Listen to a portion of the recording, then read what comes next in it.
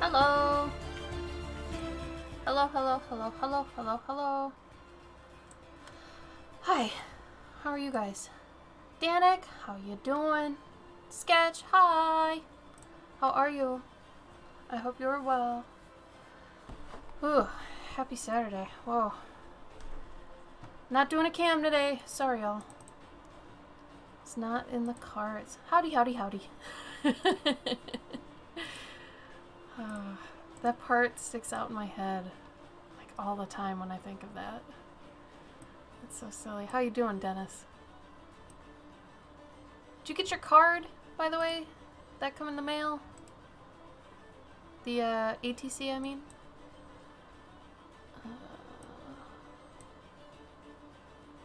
Yeah, sorry to hear about that, Sketch. That's bad news. Truly bad news.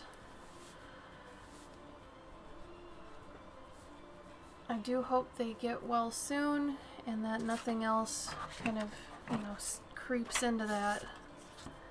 It's no good. Oh, no worries, Dennis. You don't always have to post them either. Don't feel like you have to, you know?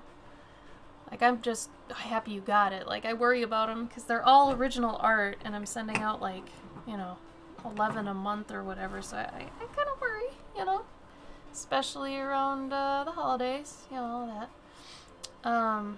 But yeah, I'm glad he got it. This is janky line work right now for, I want to show you guys for a watercolor. I'm gonna start trying to do at least one a week that I'm doing a time lapse for. This one won't be done on stream. I'm gonna actually start trying to build up my YouTube whatevers. So I just want to show you that I'll be doing this. Patrons will get progress pics and stuff, but I'll eventually have a YouTube video up for this. And I'll be trying to do this in the next week. I'm thinking about it'll be my morning warm-up sort of deal. So there's a bunch of things I'm going to try to do with these. But right now it's just like a little chunk of an indoor kitchen. And it's on hot press watercolor paper. So I did want to start this year to dig into my, my YouTube stuff more. And to actually grow that more than just my Twitch exports. So we're going to do that. But since you guys, you're kind of VIP because you're Twitch and you come watch me and whatever, I figured I'd show you. So here it is. And then, we are going to be doing the commissions today. Sorry, I'm a little tired. So I just want to show you line art with this. First of all, I did it in Clip Studio. I did all the line work. That's why it's super, super nice and smooth. I love Clip Studio for that reason. And then I printed it on my watercolor paper. So that way, I get the effect I want and all that. So it's pretty nice. But yeah, anyway, let's get on with what we're doing here. Thank you, Asling. Window chicken. Yeah, I don't know. Chicken, cardinal, I don't know. It's ambiguous bird. Ambiguous bird? I don't know. Well, we have Cavendish and Belladonna to do today for the leftover commissions, but I don't know if they're here yet. So I might hold off. Serenity! Hi, Serenity. How are you? Thank you. 33 months. Girl, you are crazy. Oh, Cavendish, you are here. Alright. Well, let's do yours then.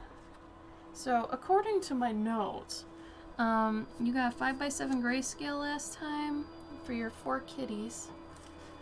Let's see. Oh, the music's a bit loud, I think.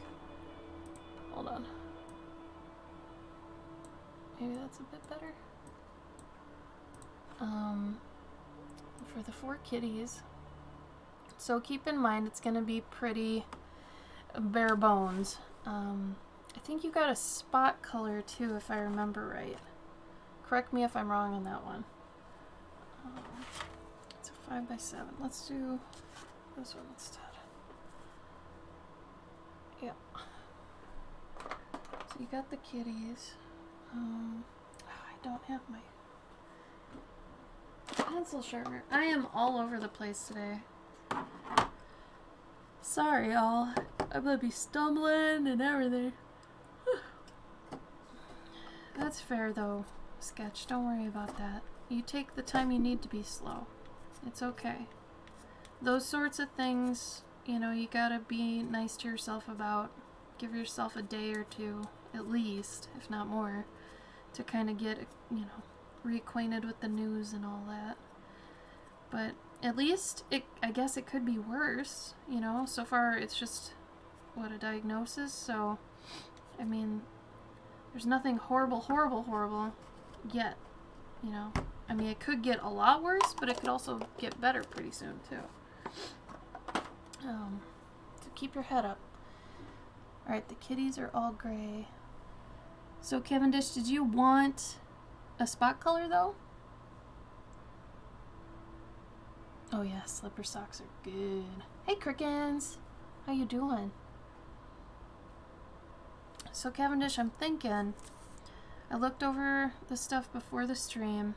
You've got a 15-pound male, 8-pound female, 24-pound male, and a 12-pound male. And I drew kind of really super loose, like, body types here that I'm going to use as kind of a basis. And then a small note under each. You have 2 blue, Misty, and Nick. And I have 2 yellow. Oh, yeah, that's right. Okay, we can do that for the eye color then. I'll write that down. Misty.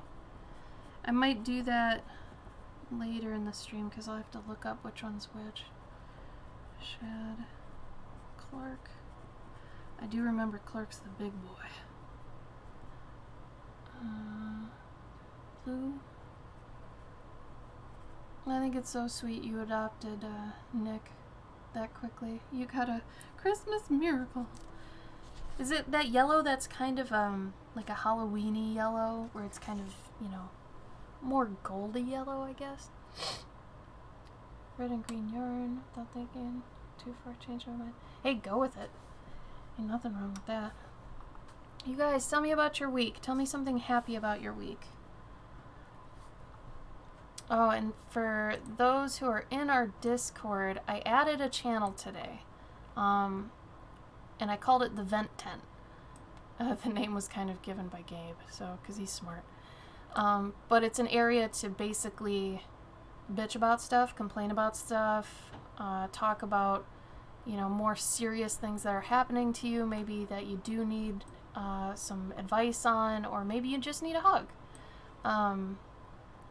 I thought it'd be good to split that from the chit-chat area, as, you know, the chit-chat area is more lighthearted stuff, and, you know, talking about just, you know, things that are going on, because it's really hard to have, like, a chit-chat channel, and then somebody gets a bit heavy, and I'm not talking about any specific instance or anything, it's just, I've noticed that in other Discords, too, where it just, if there's a conversation going on and then, you know, something heavy comes in, it really just stops the conversation. So I figured it might be good to split those up, and so that everybody kind of gets out what they need to, everybody's happy. You know, I didn't want anything to be, I guess, weird, and I wanted everybody to have a spot to do whatever they needed to do. So that is definitely there. Mama Millipede's already started us off with talking about cravings that she has that she can't figure out. And honestly, I couldn't think of a better opener. I loved it. I thought it was great. Quick draw. Yes, you're right. Sketch. I forgot to turn that off. My bad. Let me go to Moobot real quick. Oof, oof, oof.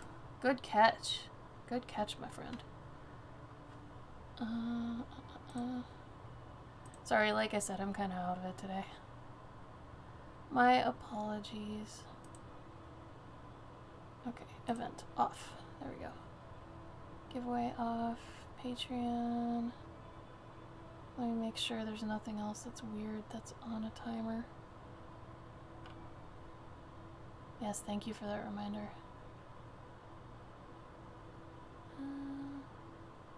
Off. Okay, I think the main ones are off now. Bless you, bless you. Only good thing I can think of is so many good sock patterns. Christmas slippers. Oh. Hang in the light, it's anywhere from yellow to green. Okay, so maybe I'll do kind of a... But is it more yellow-green Cavendish, or is it yellow-orange? You did, Asling, really? It did not tell me. Why did it not tell me? That's so weird. Oh, I'm so glad. Okay, speaking of that, I can announce what this month's Guardian's going to be. It's going to be a variant of the owlbear. Some of you might know owlbears from D&D, but I'm basically... It's going to be a cuter version, I guess. This little guy... Don't look at this one. This one's not...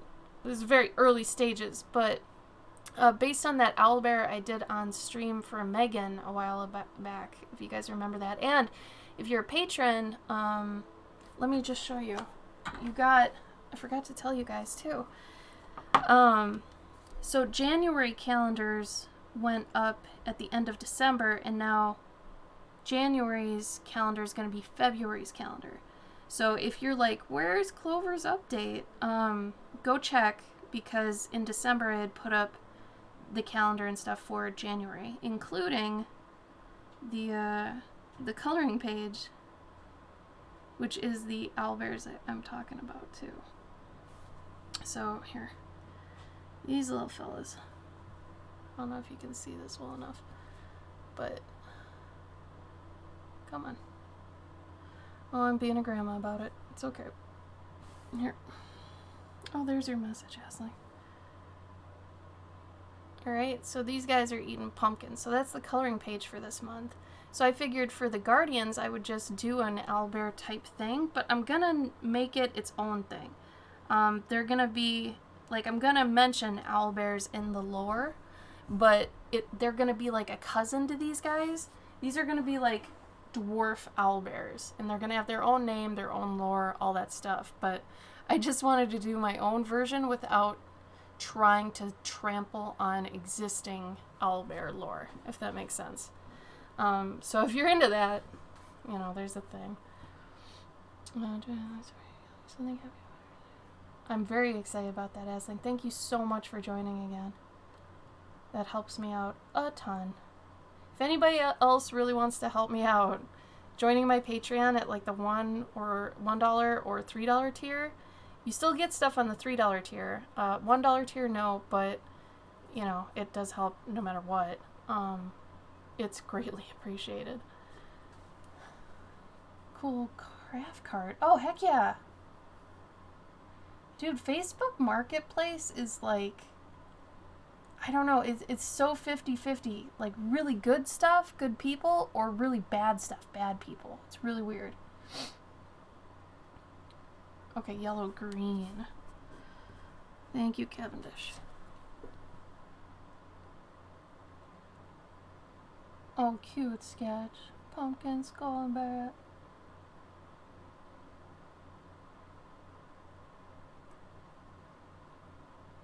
You know, I was gonna think about doing it a tad dark, Dennis, because December's was so, I don't know, white light bathed. I feel like the Belwark was such a good spirit that maybe, you know, having the owlbears in January might make them a little bit more mischievous. Maybe even a little evil. You know, we might go there. I definitely didn't want to make them good spirits, so. Let me ask you if you're going to keep it simple, Chibi, and that's fine. Totally cool if you just want to draw them as cats. If you don't put clothes on them because that's your style. Oh, I can do, yeah, it doesn't, yeah, I'm not worried about it. It's just 4 cats is a lot, so I just got to keep it super simple. I mean, if you eventually want a really nice portrait, you know, that can be done off stream and whatever, but.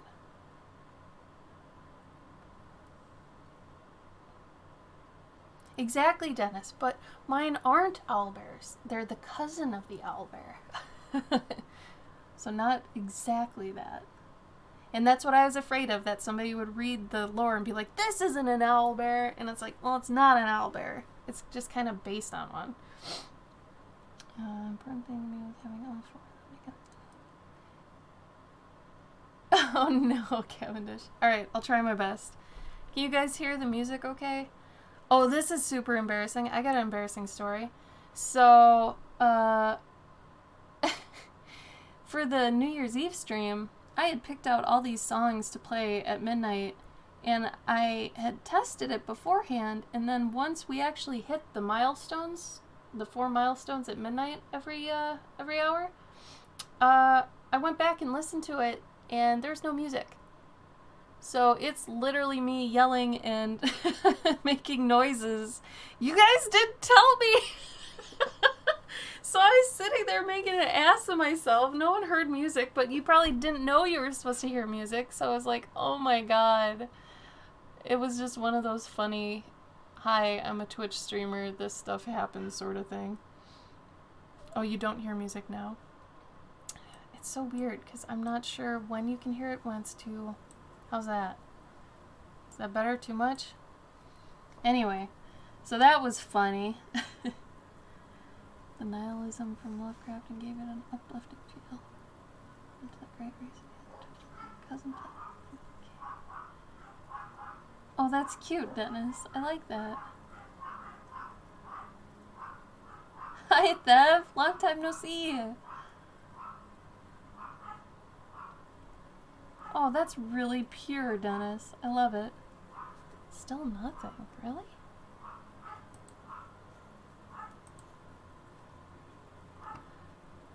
Okay. This is gonna be probably too loud real quick. But then I'll turn it down. How's that?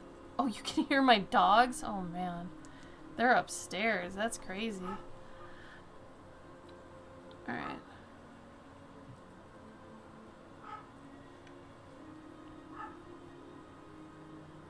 We're doing okay, Thev. I hope you're doing well. We all got through the holidays. We're all here.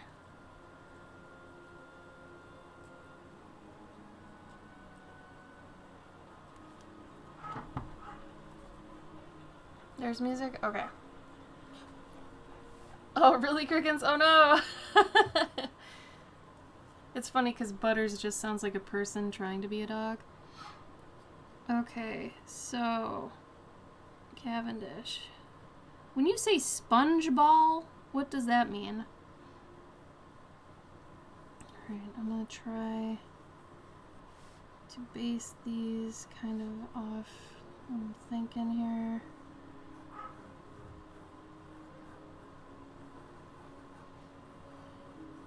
Big old kitty.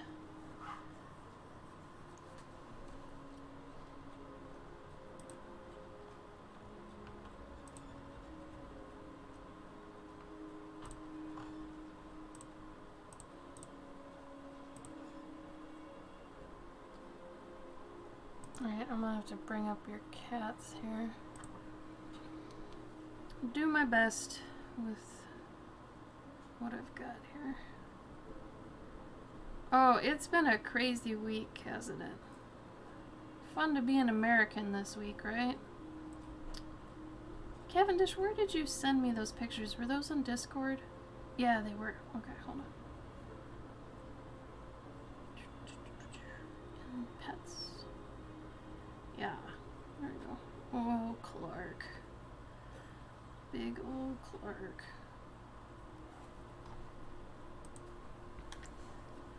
Alright. Male 15. Shed. Misty. Clark. Nick.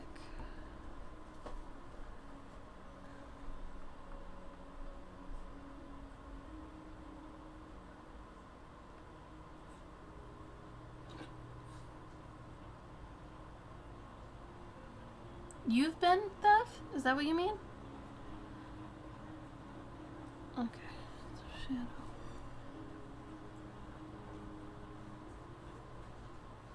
I think it'd be cute if Shadow was coveting it.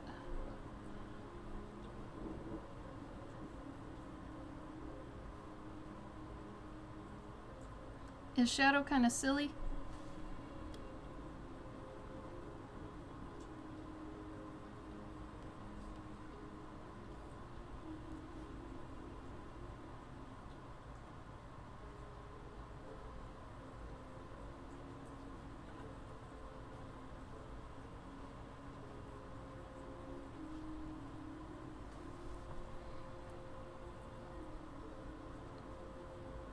Oh, I see.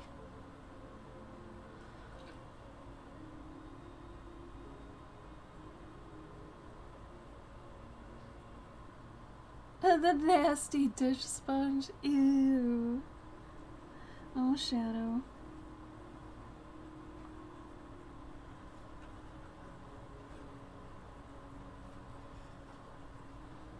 Well, let's give him some fluff.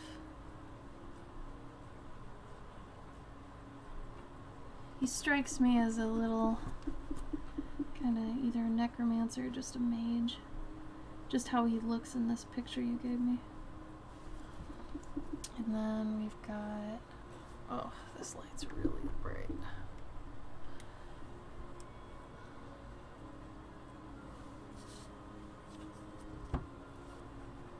Fetus in your kitchen. Oh no. That's a great play on words though. Holy crap. What a smarty. And Misty sounds like she's pretty pretentious. Is that true, Cavendish?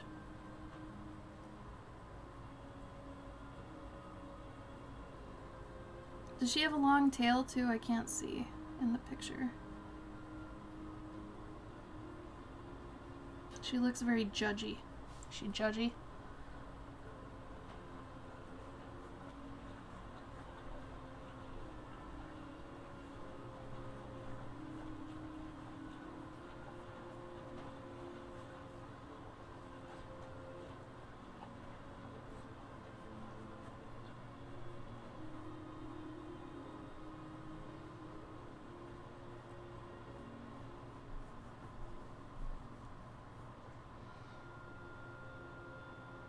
And judgy.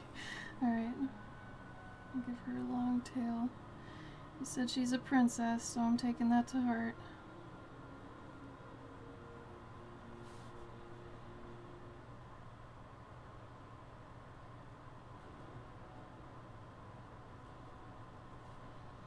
Oh man, this pencil is crap. Yeah, she looks like it's a long and thin tail.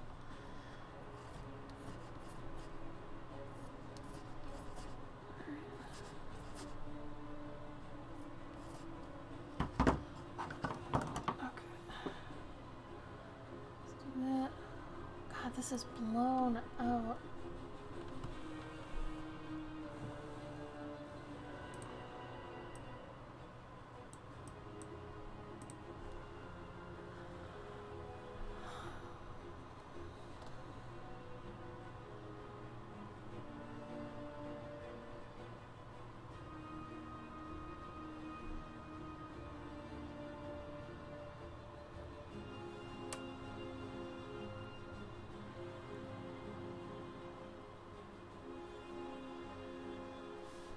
There you go. Let me see if I can fix my camera real quick. This seems just way too saturated for one thing. And then the contrast feels a little...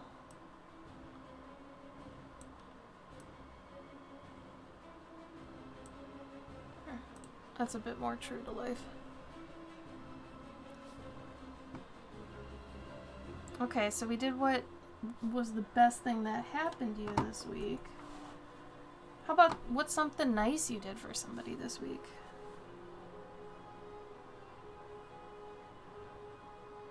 Oh man, Cavendish. Clark and Nick look very similar. I'm guessing their eyes just look different?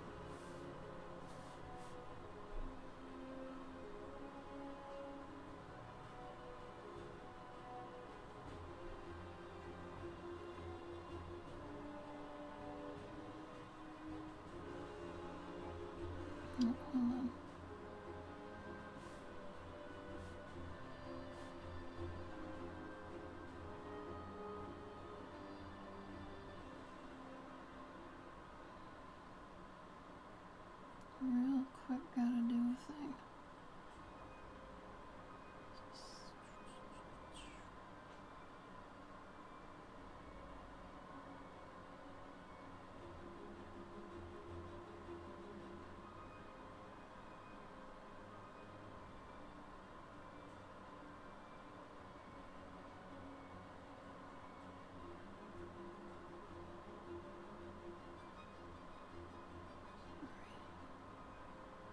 looking for a real quick thing.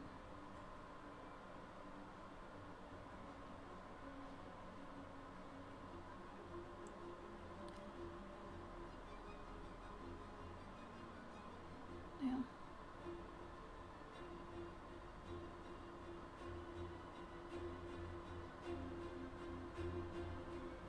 Someone tagged me in something time sensitive on Twitter, so I'm trying to get back to this real quick. Real quick.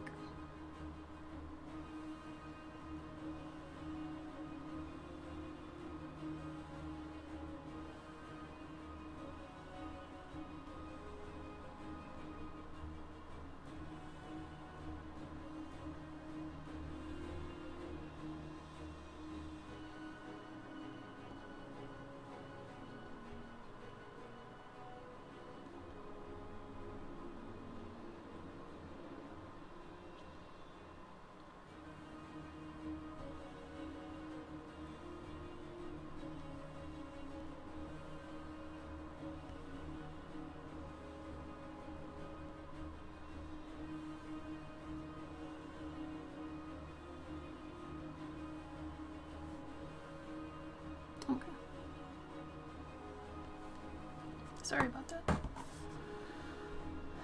Hey Belladonna, you're next up after this one.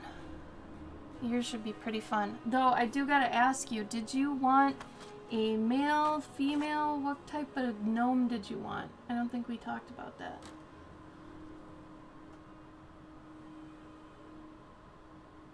Aw, Sketch. Did you do anything for yourself?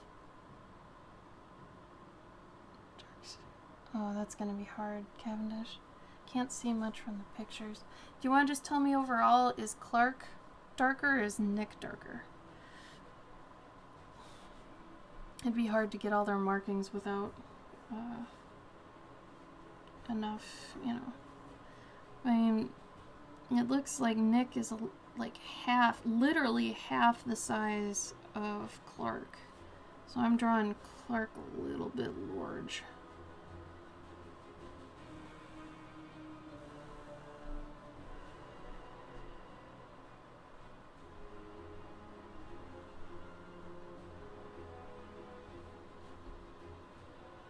Do you want another accessory with any of the other ones?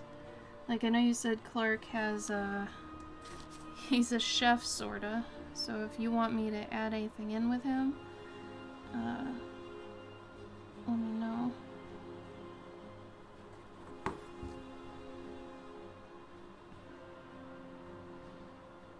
It's funny because Clark has such a defined thinnish face, but he's got fat cheeks.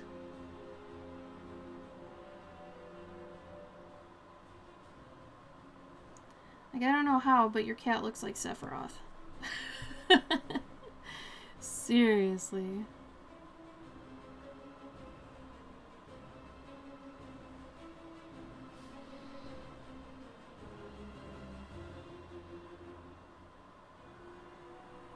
Well, okay. Thank you, Belladonna. Oh, Crickens, that's awesome, though.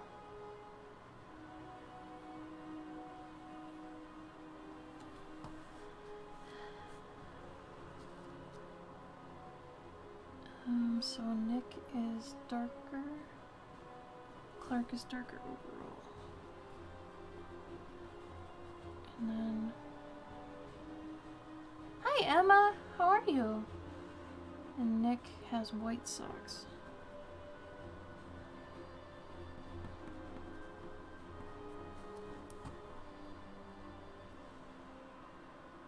He does, yeah. He really has a human-looking face. It's like...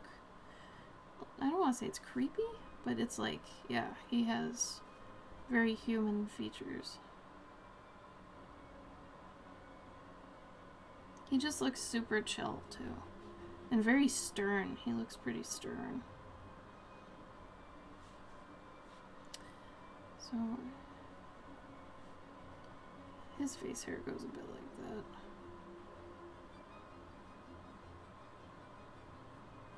He's a bit plump. But it's more like a majestic plomp. It's not really like... He's got kind of a mane going on, it looks like, too. Does he know he's handsome? He looks like he knows he's handsome.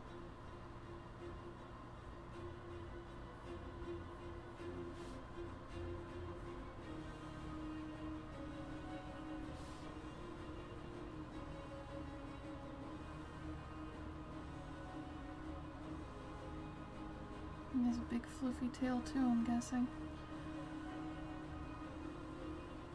Just going off the few pictures I have, it's probably not going to be incredibly accurate, but, you know.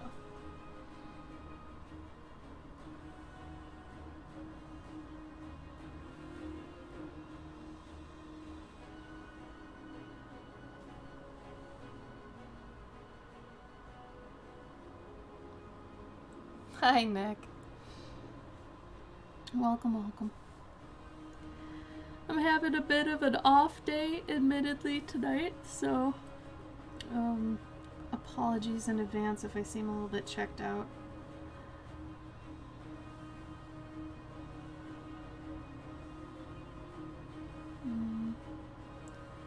Cavendish, do you want Nick to have a hat?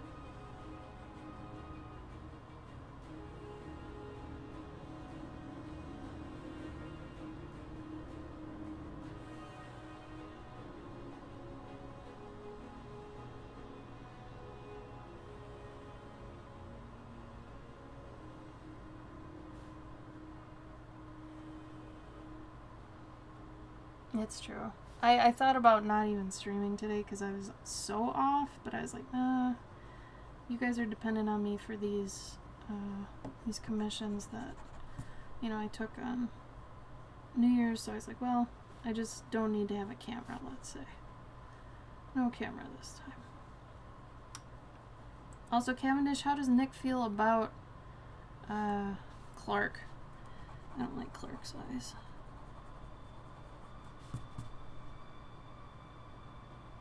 I think he has more almond eyes. Kind of. Gosh, Clark looks kind of evil.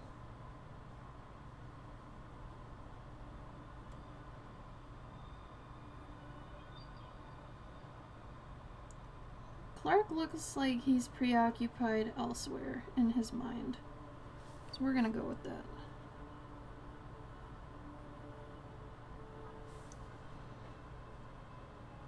And then Nick looks a little bit more youthful. Oh no, Cricken, sorry. I'm not trying to... I hope it doesn't sound like I'm complaining.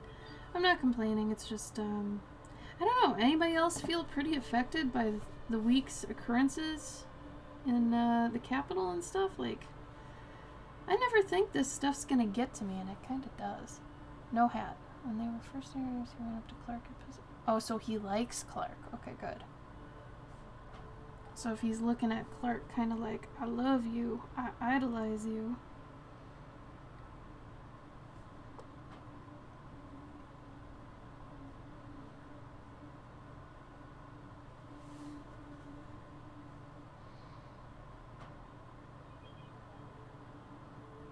Oh, right. We'll focus on the good. I'm assuming Clark and Nick both have really fluffy tails. I can see Clark's in that one picture, which is weird because it looks like it tapers. But oh man, I just want to rub my face in his belly. Goodness.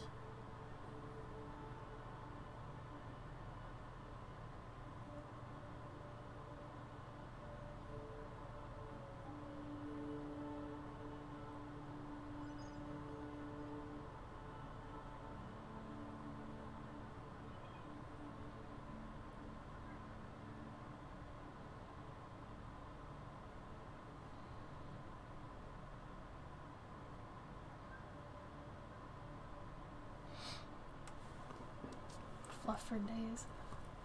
True that.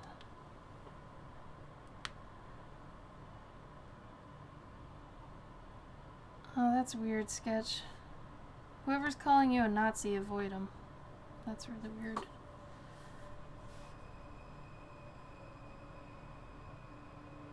Or wants to eat him. Oh no. That is funny. All your boys have fluffy tails.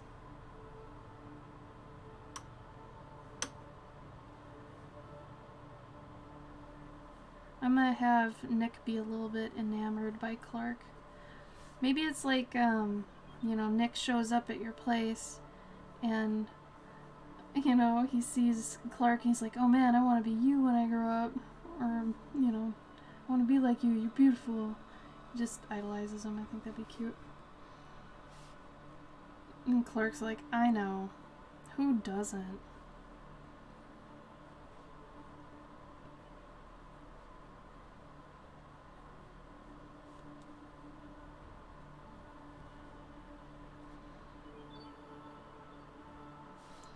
So for anybody who doesn't know what we're doing right now, I'm doing basically quick commissions.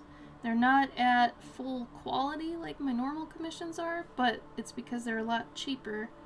And these happen typically on holidays. So we might have another quick draw, we call them, on Valentine's Day. I'm not sure though. For sure, I'm thinking St. Patrick's Day, because how am I supposed to miss another Clover-based holiday, right? But yeah, they're usually half price. But it'll be a while till the next one. So either join our Discord or follow me on social media to find out when we do that. Or you can always just get a regular commission from me too. My normal commissions take hours and hours and hours.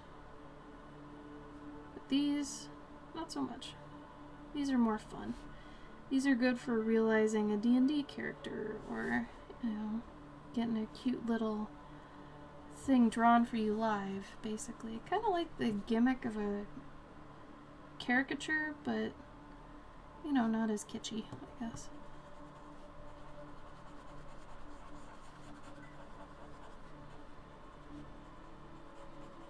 But yeah, we only do them a couple times a year. Actually, this is kind of cute. Kind of like those loose hairs. Like, dude, you're huge. He's like, I know.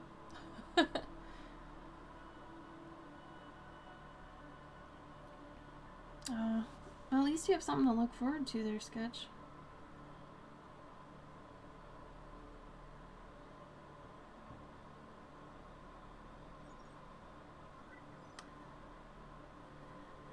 Does anybody have any plans for anything coming up?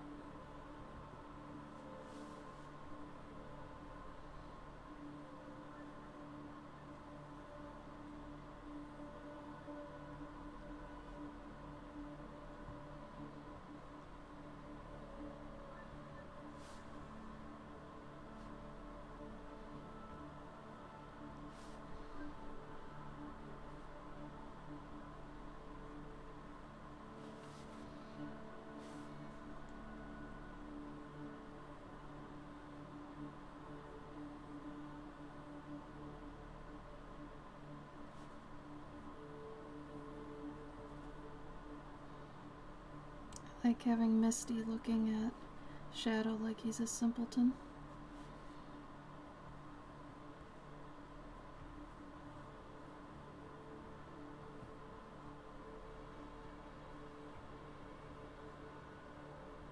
It's like, please, don't embarrass our family.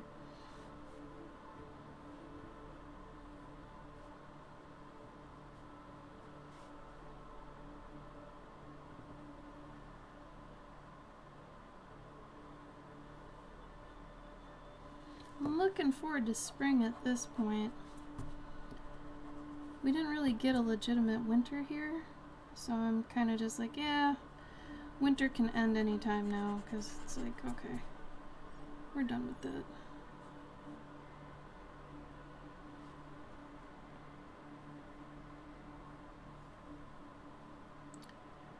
Yeah, I keep wanting to draw the legs outside, but you know what, they probably won't be. Probably just be like there.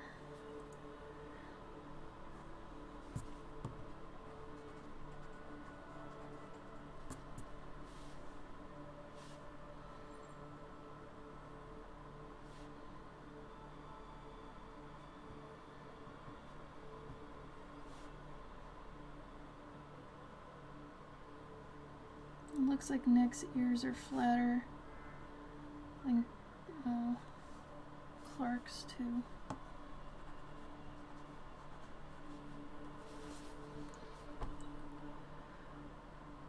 Oh, really, Sketch? Well, stop playing Song of Storms in winter.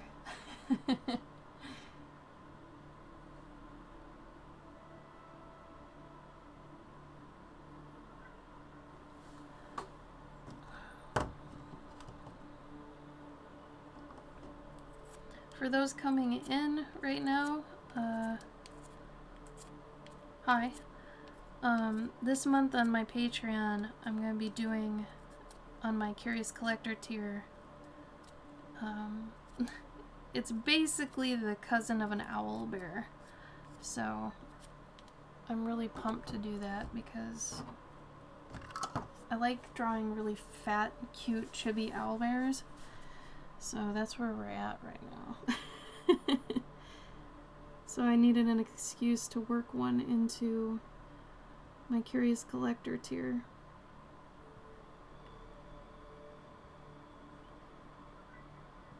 So it won't be exactly an owl bear, but you know. Well, it's like the cousin of one. I think I'm even gonna describe it as such, just so people aren't like yelling at me, that's not an owl bear. It's like, no, it's a cousin of an owl bear. It's weird when you make like a fantasy creature that's based off another one. People want to jump down your throat sometimes. And it's like, homie, you realize these are all fantasy, right? Like, they're fantasy. Like, I understand there's precedence for stuff, but it's also like, remember, it's fantasy. Virtual Quill, thank you for the follow. Welcome.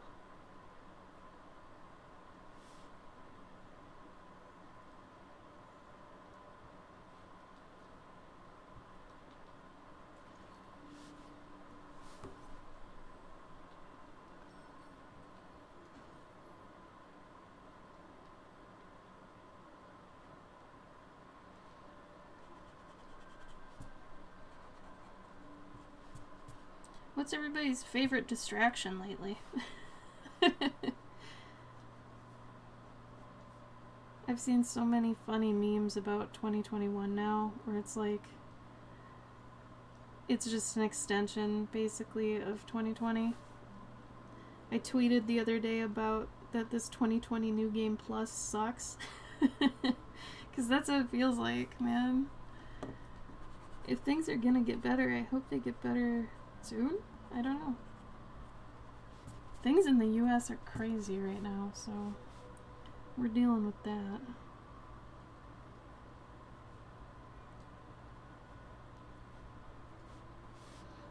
Okay, Cavendish, do you want me to add anything else in the piece with them? I have some space at the bottom. These two over here are kind of cramped. But I figure it's actually kind of cute now. This is a mistake to make them this close, but now that I think about it, if he's a fanboy of him, it's kind of cute that he'd be kind of glued to him. Aw, thank you, Serenity. I'm looking forward to it. What's not Twitch legal, Dennis? What? Show from the world of 6K loves life and his toddler dies 3 because he's so big. Couple months old. Oh, cute Cavendish. First day he's with us, he said I'm running up and down the flight streets.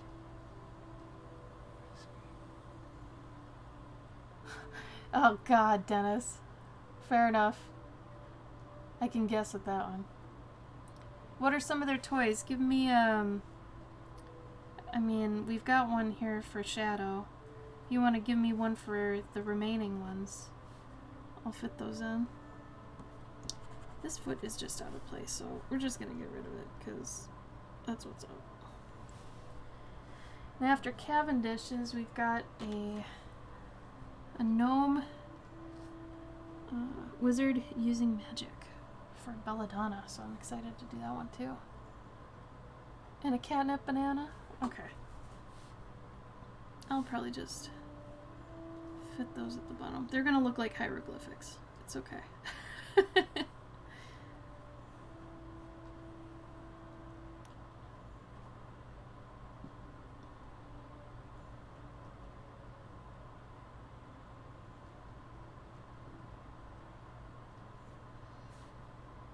That works. Is this the part of the stream that we do a little dance because there is a new Cloverkin stream? What do you mean, Danik? What do you mean a little dance? You guys do dances for me? Thank you, Sketch. I appreciate the dances. I always appreciate a dance. Thank you. And a floppy little fish. It's gonna be a big fish. I'm trying to take up some space.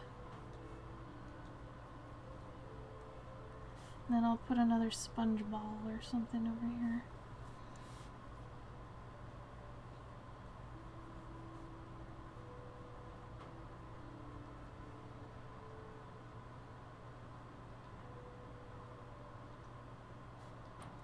And this will be hinged, or try to look hinged so it can flop.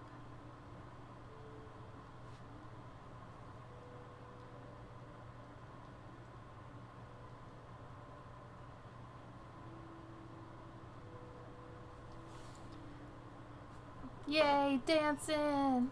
Thank you for your dances. Thank you, thank you. I'm very happy that you dance. Dancing is always welcome in here.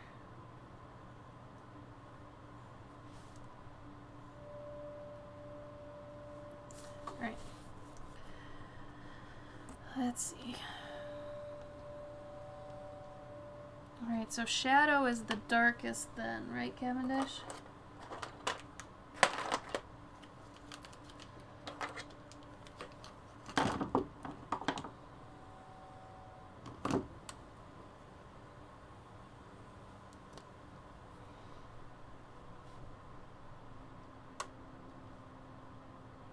Let me know if there's anything else really quick that you want me to work in that I may not have, Cavendish.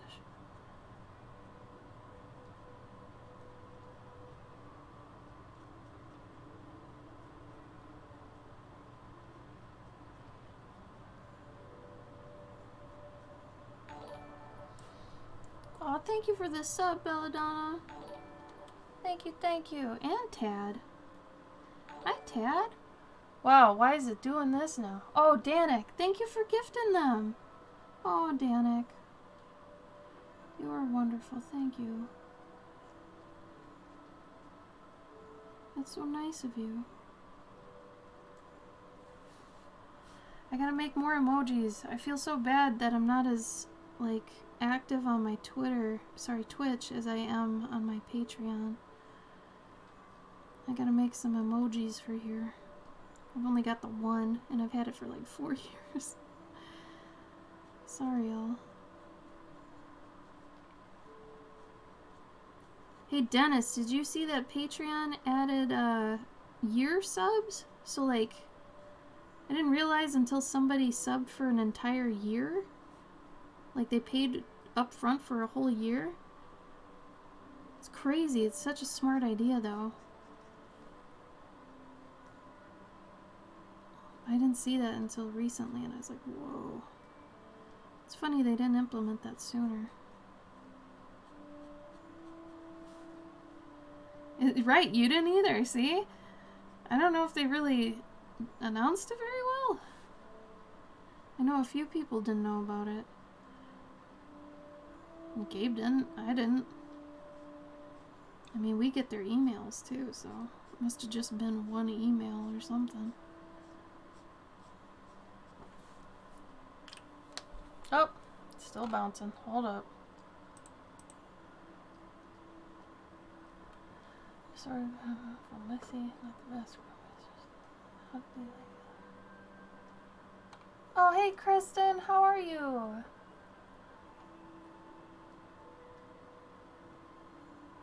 Oh no, Sketch, they're always scared of him.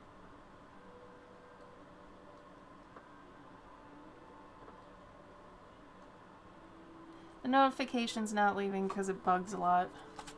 It's Streamlabs, not me.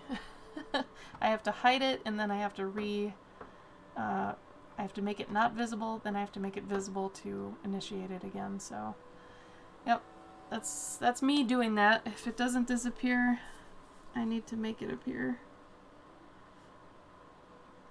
I have to manually reset it because it's bugged.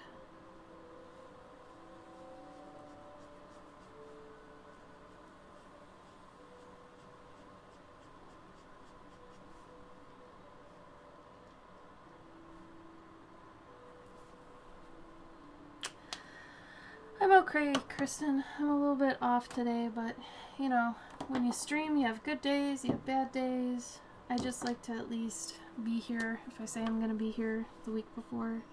Unless I'm like, you know, if I'm in the mental state or something where I'm like, I should not be talking to people, then I'll probably cancel the stream. Or at least try to reschedule it, but I'm just a little bit slower today, so. Otherwise, I'm good. I'm busy. Too busy, but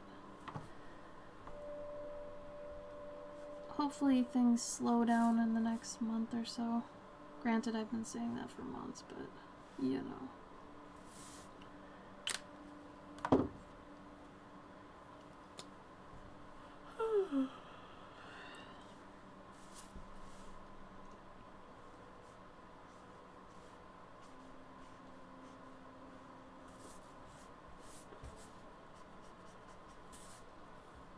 Alright, and it looks like Misty's pretty light colored.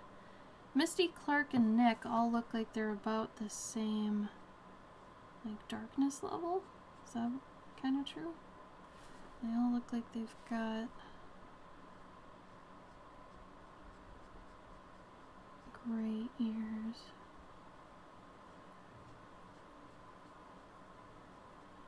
So there's that. Yeah, I know. Oh god, Kristen. I'm in this picture and I don't like it. Yeah, I got called out just now. I know, I've been doing that forever. It's not gonna. Until I finish, like, the bulk of the pet portraits I've got right now, it's not gonna go away. I actually thought about putting my Patreon on hold for a while too, so that I could just concentrate on kicking out the portraits, but seeing as Patreon's my only income right now, I need to keep it. So, trying to balance everything still. It's delicate. This is Strathmore. Actually, wait a minute. Do I still have this up? Yeah. So those brush pens and isograph pens, those are Gabe's, but the Tone Tan, and I'm using Prismacolors markers, typically the 155, 157, 159, and 160. Typically. Those are my main go-to grays.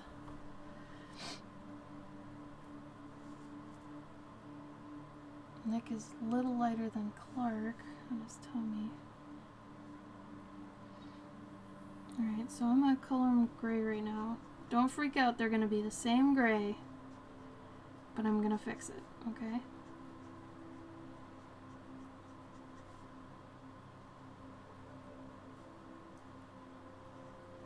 This is just the base coat. We'll call it that. Base coat.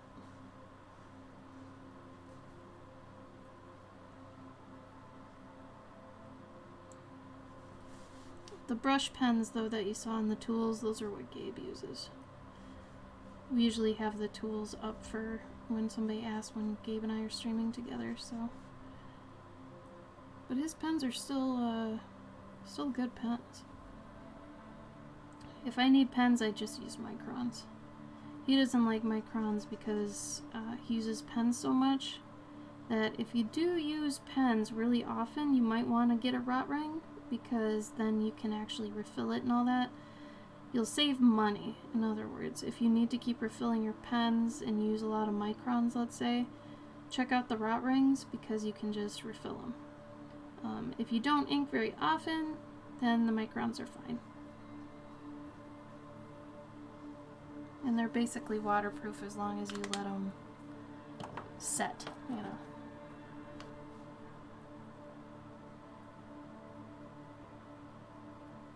I mean, that's what you do at first, Cavendish. When you find out what does and doesn't work, that's when you start developing a system. So that's what I did in the beginning. My whole marker journey is basically on my Instagram too, if anybody's curious. If you go far enough back, there's a post that's like, I'm gonna start using markers now. Because I did really want to start using markers, and that was back in like, I want to say 2013, 2014, somewhere in there. But you can watch how I kind of get better with them. I mean, just like any art medium, there's a definite, you know, learning curve. You gotta learn it over time. But depending on what the medium is, it's, you know, like for watercolor, you gotta go light to dark, typically. You don't always have to, but... Oh, Misty has a striped tail. Okay.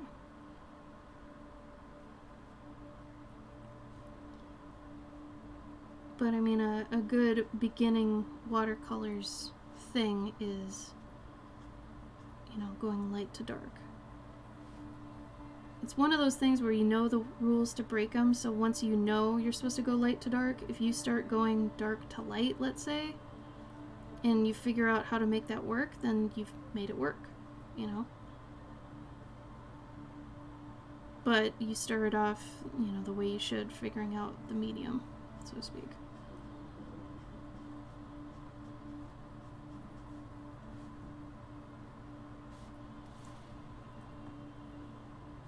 Oh, Nick has a dark tail.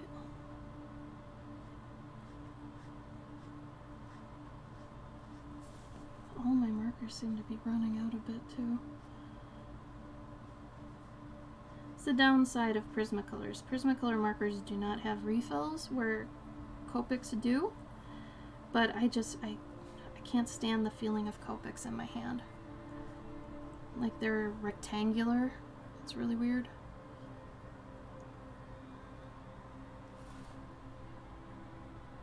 Oh yeah, Clark is a lot lighter. He has some dark up here. Looks like some basic shading. I'll probably use a lot of lights on Clark here.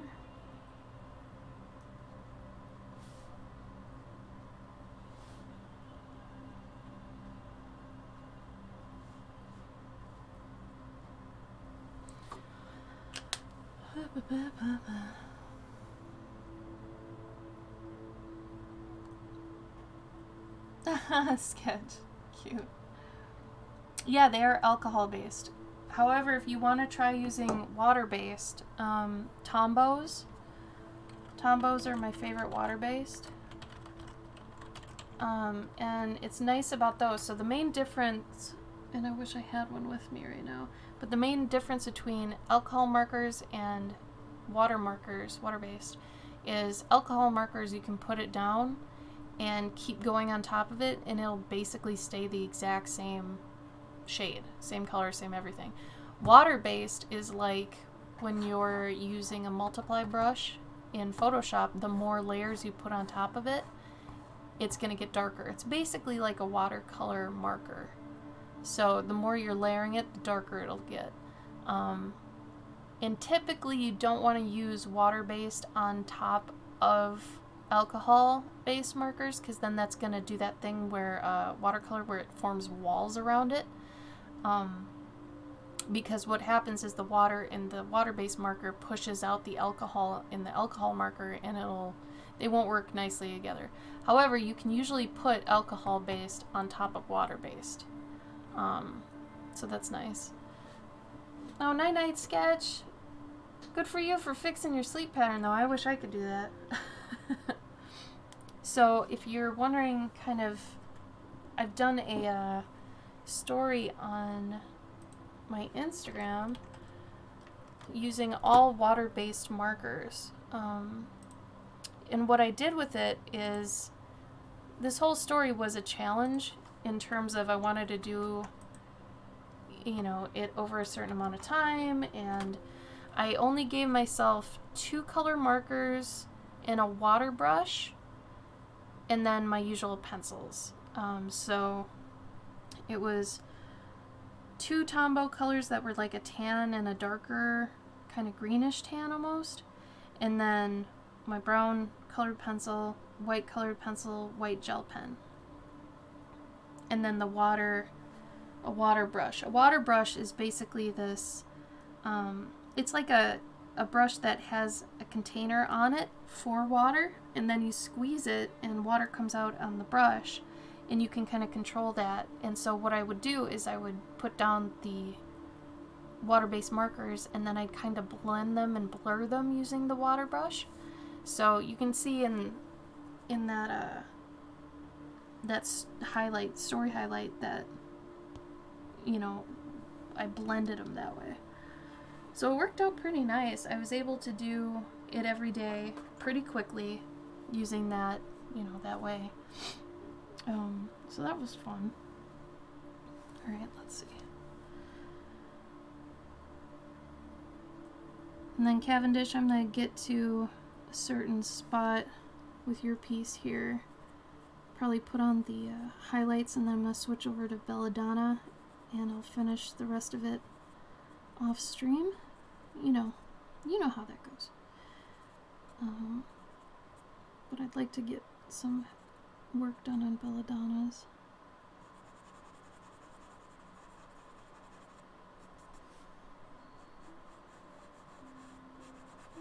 And then for anybody who got one of these commissions during the New Year's Eve stream, New York Eve, I'll be sending them out next week. This past week was a little crazy. Nick has...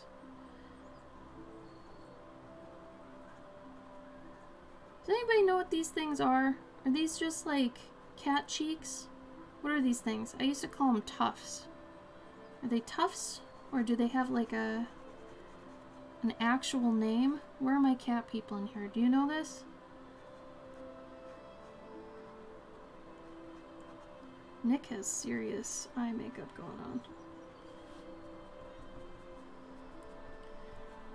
I'll go over everything again later so it gets darker or lighter, depending.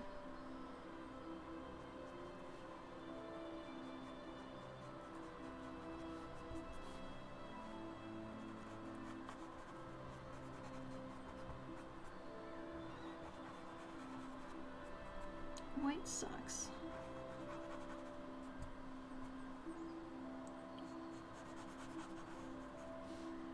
Does he have white socks on his back feet, Cavendish?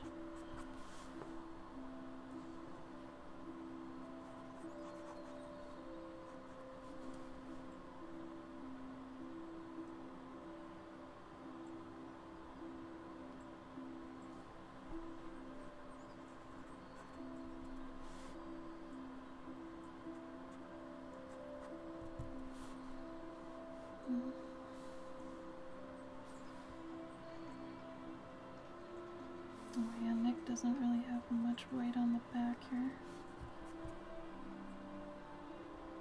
Yeah, Cavendish, does Nick have white back paws or no?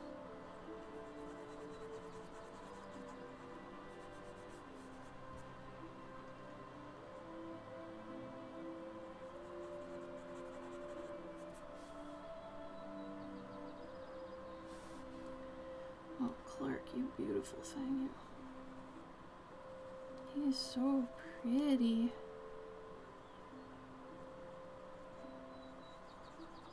He knows it though. This smug motherfucker.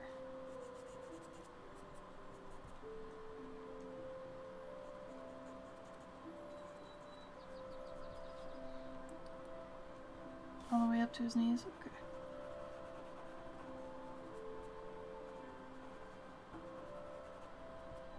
So his white sock feet are whiter than his belly, I'm guessing?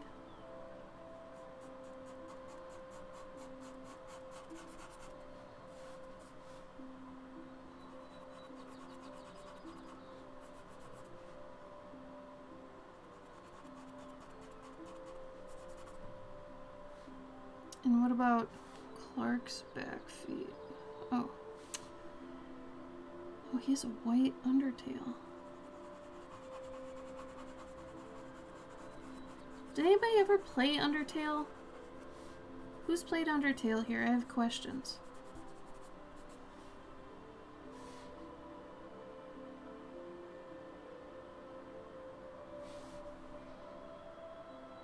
Slightly whiter than his belly.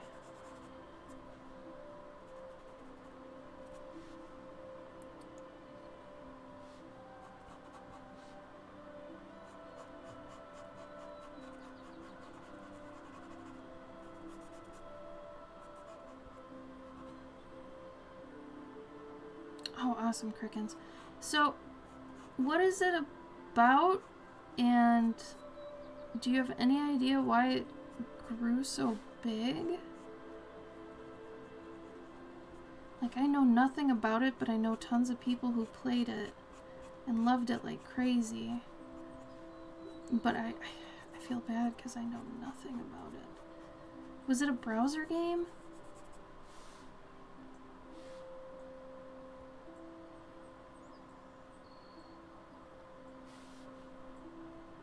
Oh, really? Right.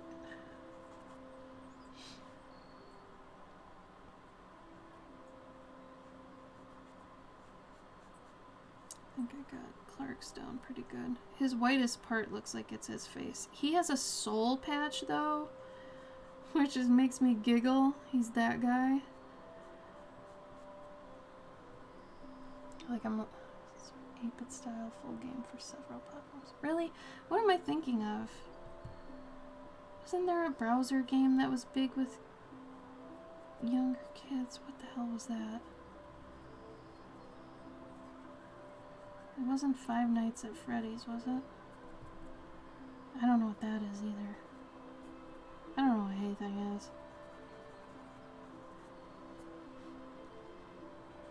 At some point in the last 5 years, I've just retreated into my brain and stayed there. I am so out of touch with things. I used to be super in touch with things, but it's like I've mentally hermited. Big thing is that you have the choice to play a pacifist. You can choose to not kill anything or anyone. Oh, cool. That's neat.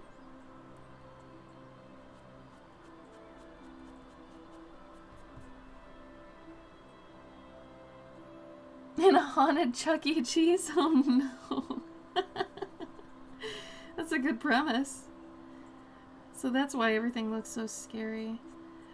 Why the hell did Target get in on that and stuff?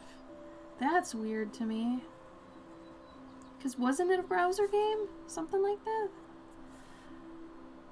Okay, what did we say? Gold and... or yellow, green, and blue. So Misty and Nick have blue. Shadow and Clark have yellow, green.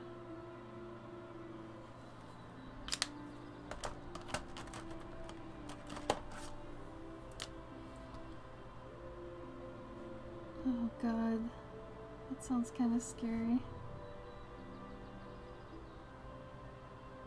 Do they all have kind of burnt sienna noses? That's what it kind of looks like at first glance. Let me see. Yes, yes. Oh, except for Shadow. Is that true? They all have burnt sienna noses except Shadow?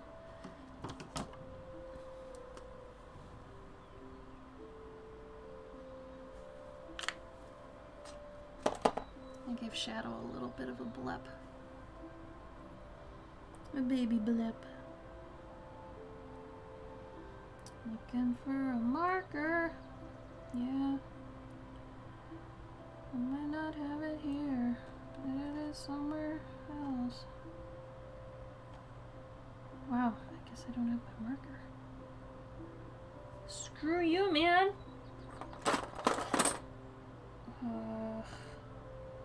Balls. I don't have my pink. That's okay. Birdseed. Okay, cool. Yep. Blep.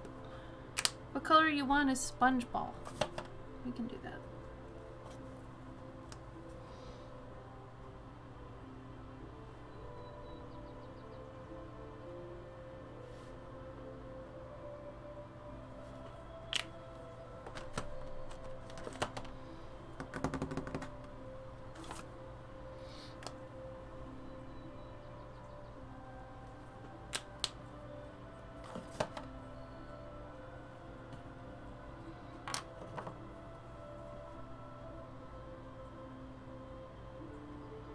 And then just to kind of show you what I'll probably do to the rest of it, I'll go over it darker like I am now in that area, and then I'll probably, actually it'd probably be better to do dark. Either way, I'm gonna go over it darker here later. So hopefully that works for you, Cavendish. His favorite ball's red? Okay.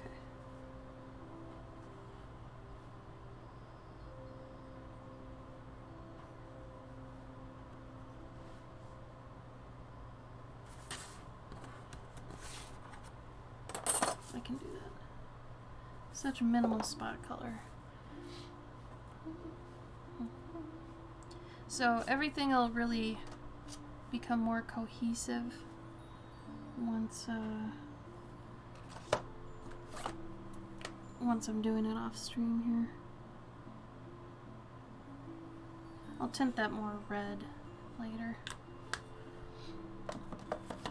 Alright, anything else you want me to add, Cavendish? Like I said, I'll go over it darker later like this, but for right now I just want to make sure I've got everything on here that you wanted.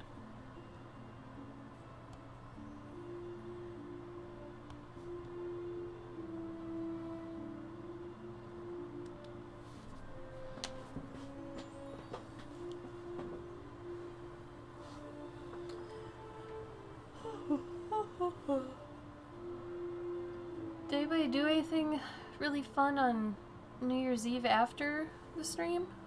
Or the next day, or anything like that? I'd be interested to know what you guys did. It's all there? Awesome! Well, that was fun, Cavendish. I like this one. This one was definitely a challenge, honestly, to do that many on stream that accurately. So that was a really good challenge. I enjoyed that. Just sat around? You know, that is okay. That's what a holiday's for, you know? Just sitting around. Alright, Belladonna, you're up. And then this is the last I've got for on-stream ones. Gabe was gonna dual stream with me, but the two he had, they didn't mind if he did it off-stream, so he's gonna do it off-stream. Okay. So, you want Gnome Wizard practicing magic, and you wanted it to be a male. Did you want anything else? You want him to have a familiar? Do you care at all about anything surrounding him? Anything like that? Maybe where he's doing it? Any preferences at all? If not, I'm gonna just do whatever.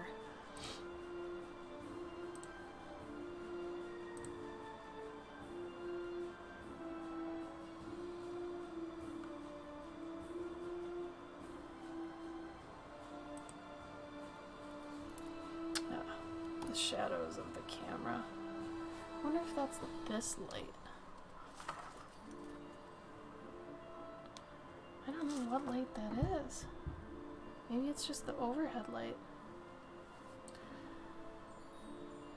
What kind of familiar you want?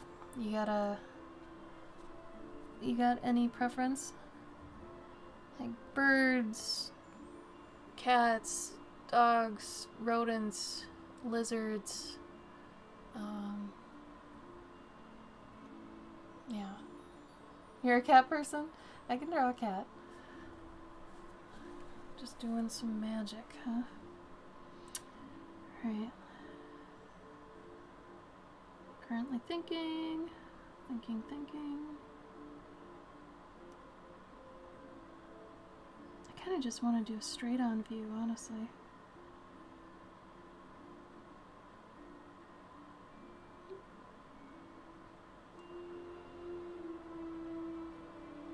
I did, yes, you're right. I already did the kitties.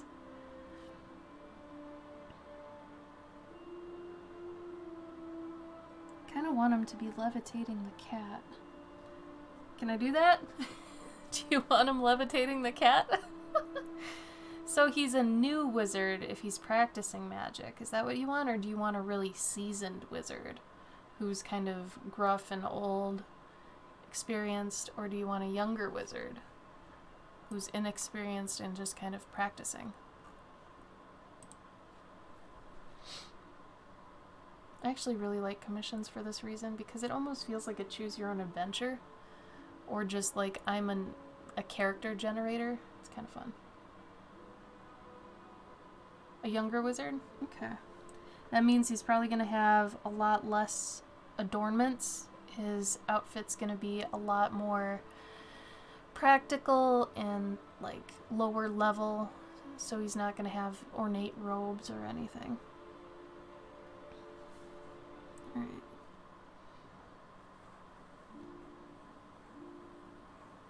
In that case, I'll do a side view.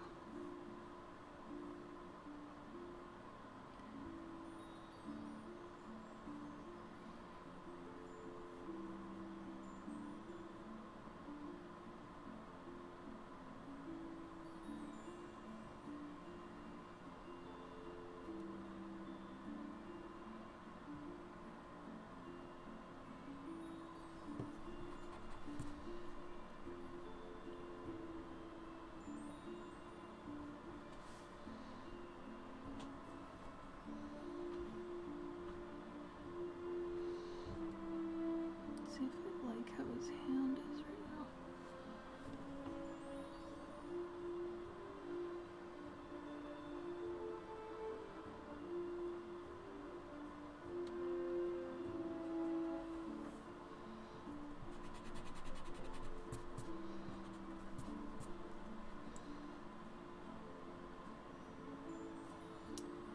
So you probably have a little beard.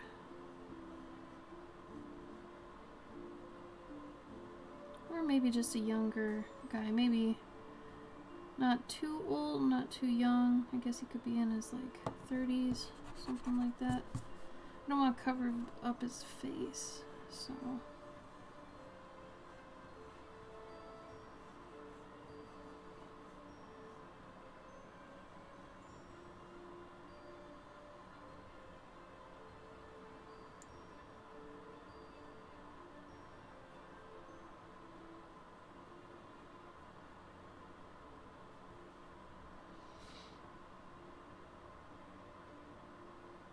Oh, that'd be really cute, Belladonna. I like that. You know, that reminds me. Actually, Kristen, are you still here? Someone on my Patreon that was a devoted Dandikin, which is my ATC tier. Every, Kristen was this person. Hopefully I'm not overstepping bounds by mentioning. But, every month she got a different character card as her ATC, and I got to basically design a new character every month for her, and her kids would make up these awesome little stories about them, and I just thought that was the neatest, cutest little thing. It was fun too, because then I could just concentrate on doing a character, whereas you know, the other cards, I'm typically trying to do some sort of a scene or, you know, something. But those were always nice because then I could just do characters.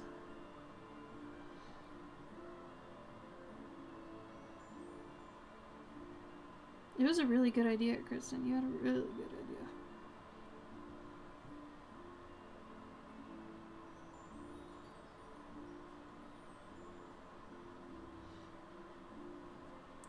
So I'll give him a little wizard hat. It's like not too wizardy, but I'm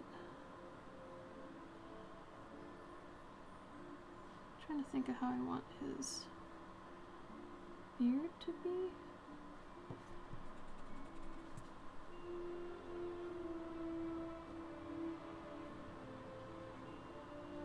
Gnomes, I feel, don't have really mustaches. I feel like dwarves have mustache beards, but gnomes just have beards, like chin strap beards and all that. Do you want a mustache beard or do you want a chin strap beard, Belladonna?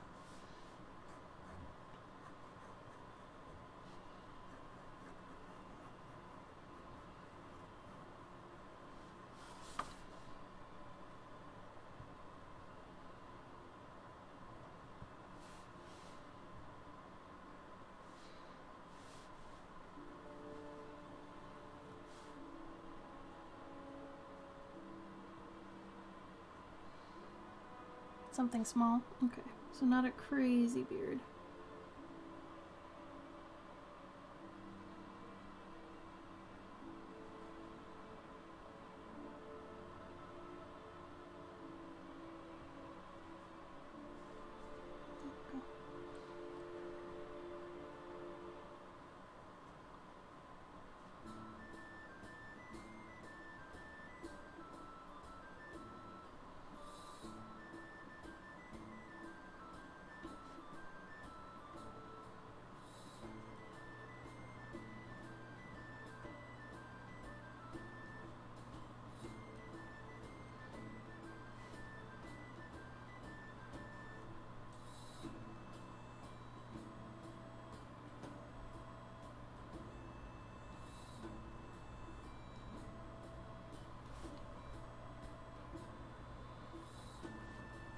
Oh no, I just kind of left it there because since you were already on another tier, I just kind of added yours in there.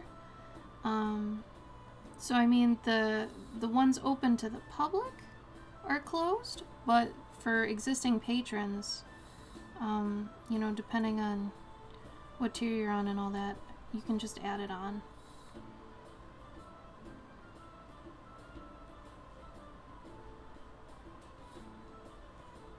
Don't feel pressured to do it though, Kristen. I was seriously just using yours as an example. I didn't mean to guilt you or anything like that.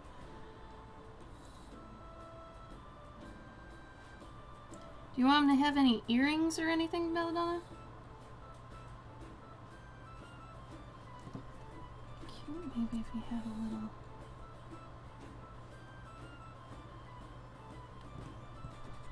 Trying to figure out how I want his hair.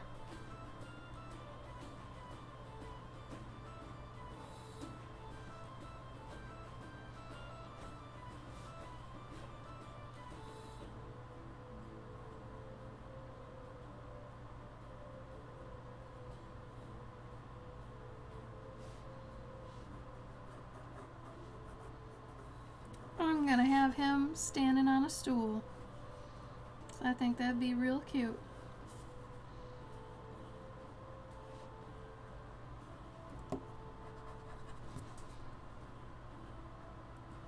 What do I think will look best? I think he's gonna be a practical dude. He's gonna just be chilling, doing his magic. I almost want to draw him in overalls, but I know... Oh, wait a minute. That might be cute. A wizard in overalls? I kind of dig that. Let me know your feelings. I like how unconventional that is. I want to draw a big ass book on the floor too. Like a big damn book. Like it's a human-sized book that he's just using. Maybe illegally? I don't know. I gotta get the perspective right.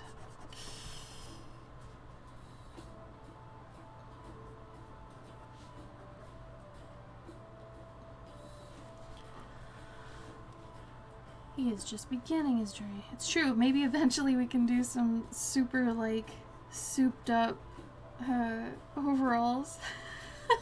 Like, top tier wizard overalls. I dig that so hard right now. It's such a fun idea.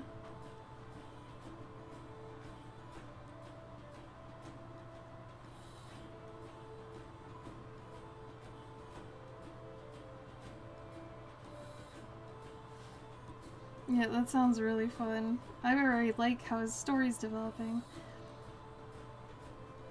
See, this is why these are fun. You get to organically kind of see something be born, whether it's an idea or just a character. Like, I don't know, streaming is exciting to me for that reason, and why I think I could never really stop streaming is because that excitement of that unknown, what I'm drawing and what you guys are like contributing to it. Like, I love that. Like how we kind of make something together.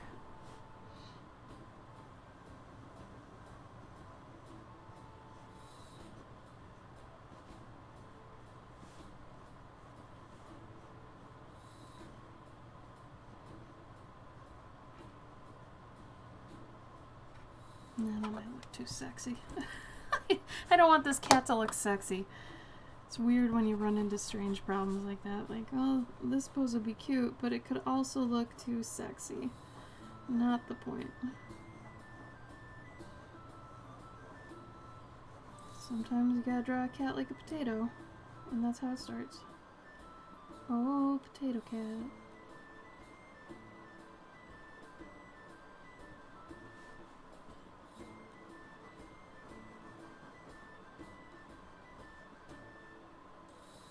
The cat would be pretty big, I think, because it's a gnome, right? So, I mean, taking that into account.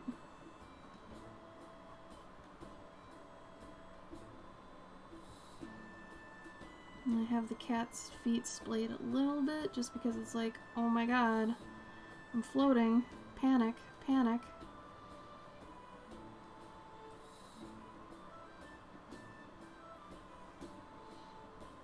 It's like it has to be in such a way where it's not crazy different.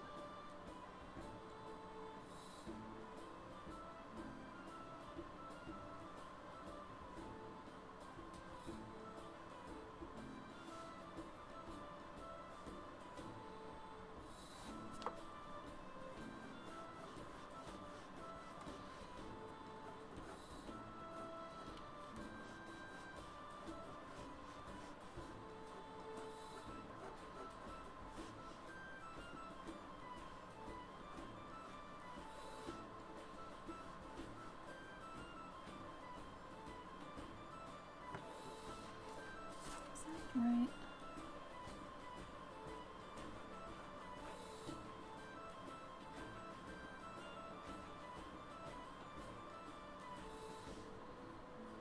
Oh, so next week I'm gonna try to have the next tarot card ready for you guys to see on stream.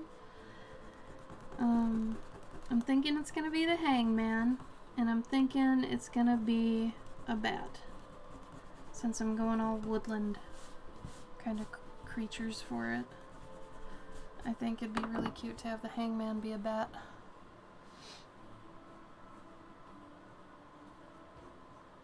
I think this cat looks a little effed up right now.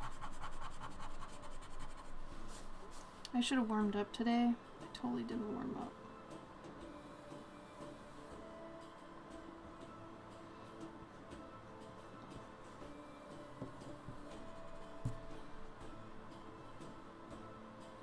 Pre-stream.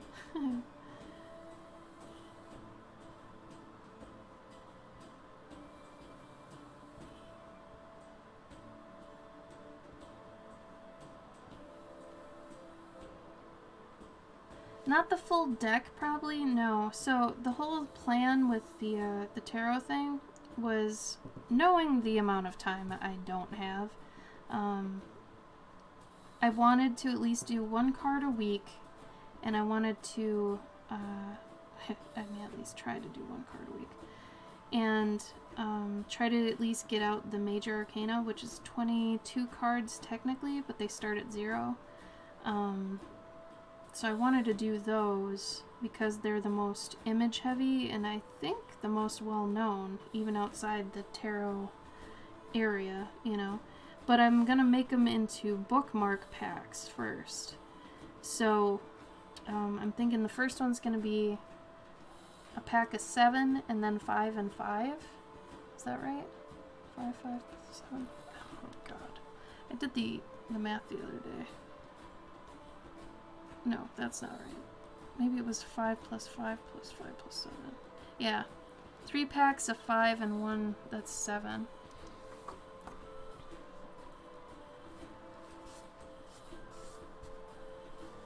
Because at least then they're, you know, if I don't do a full deck, then, you know, they're at least somewhat useful as bookmarks, you know.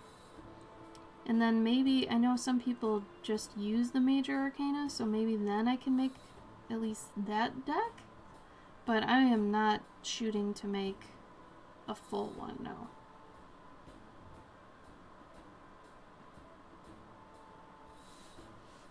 Oh my god, this cat's anatomy is all over the damn place. There we go. That's what I was looking for. There it is. Gotta work it till you feel good about it.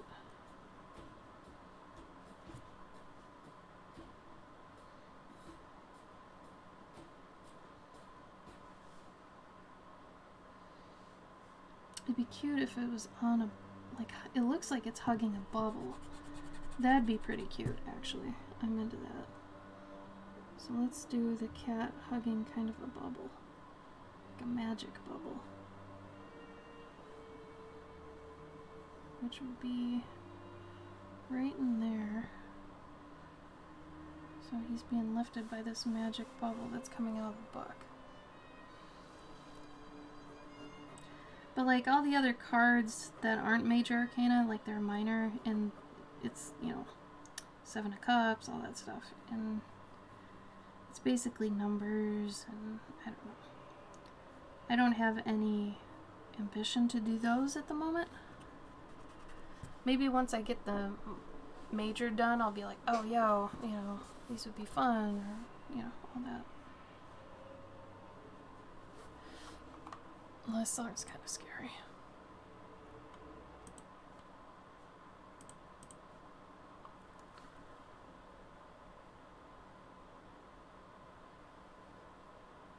Oh, isn't that cool though, Kristen?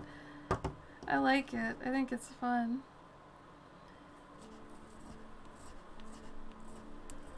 I've done 4 cards so far and the card backs. So I've probably got another 3 before the biggest chunk is gone. And then I'll make a pack of those 7. And then 5 and then 5. And then I'll probably sell them as a pack. But I'm trying to make the bookmarks kind of the same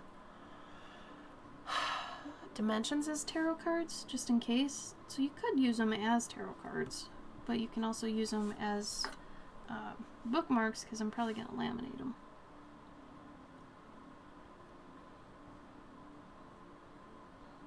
But it's one of those things I'm doing to kind of keep myself sane, so I at least have one personal thing I'm working on every week. And then I have a super early webcomic idea I'd like to do sometime this year, but I'm not gonna get too into that yet. And then this I'm gonna be working on every morning to make a time lapse. This is gonna be a watercolor, and I wanted to do at least one watercolor a week too, and I wanted to time lapse them so I can at least put them on my YouTube, so I can have things other than just my Twitch videos on my YouTube. Definitely, Kristen. Absolutely is. 100%. Alright, I gotta get this book going.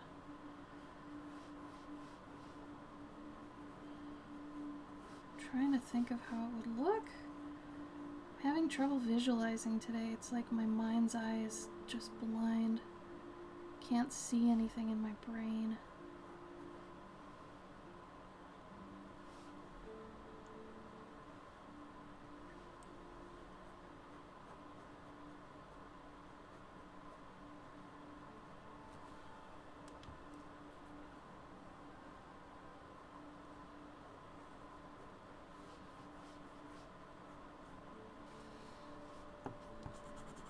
Maybe we should just make it go off the page. It's a big damn book, right? Let's make it be a big damn book.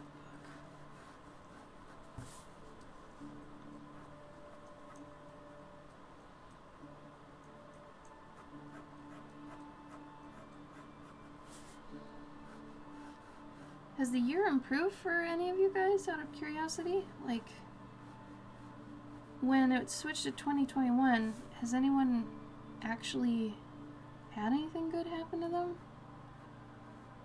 Like, that'd be pretty awesome. If so, I'd like to hear about it. Gives hope for the rest of us, I guess. That's not just 2020 continuation, you know.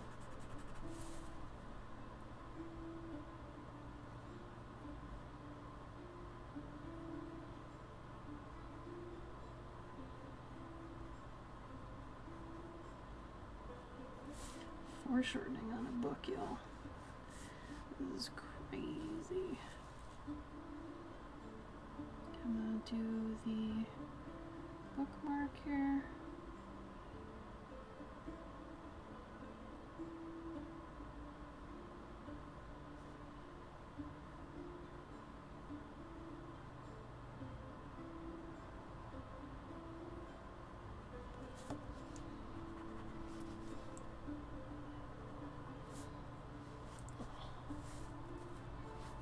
Where's that bright light coming from?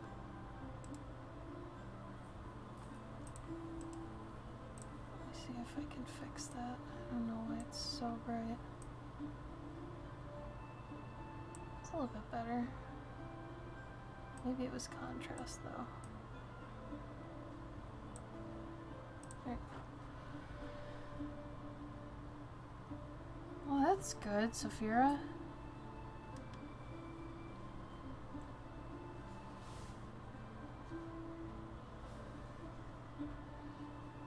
Alright, I need a picture of overalls. So admittedly, I'm not an overall expert. That's a bad joke. Let's see.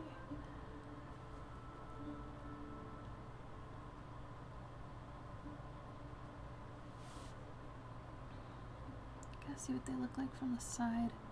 People always want to show them from the front. Side. There we go. Aw, look at this guy. Maybe I'll give him at least a blouse. Like a nice flowy big arm blouse.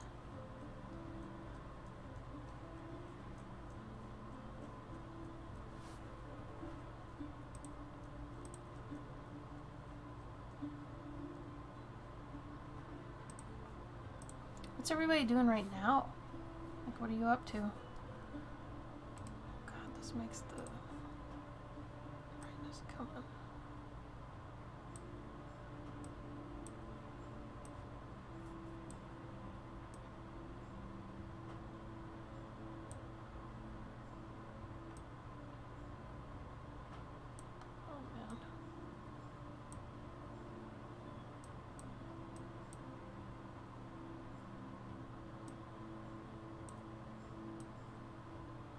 What was the brightness? There's also the gamma. Sorry, trying to fine tune. It's a bit better. Changeling Bard, cool! Oh, Kristen, cute. Watermarking and scheduling posts. Watermarking, huh? Cool. Sounds like you guys are getting stuff done. Good work.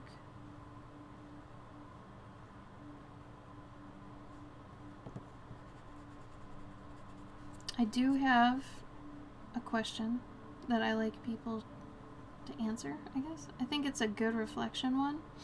And I still want to ask this in my Instagram stories at some point. But, what is something you learned to love in 2020? For me, and it can be super silly or super serious, whatever you like, Just try and make it positive, I guess. But something I learned to love in 2020 was cabbage. Cabbage, and I already kind of liked eggplant, but I found out how to cook with eggplant. But cabbage. My answer is cabbage. I really like just eating raw cabbage. It's really good. I don't understand why I never did it before. But I learned to love it, and now it's kind of replaced chips and things like that. Don't get me wrong though, I still really like chips. But I really like the cabbage too. Okay, so he's going to be wearing overalls, but I want to make them medieval somehow. So I have to think about how to do that real quick.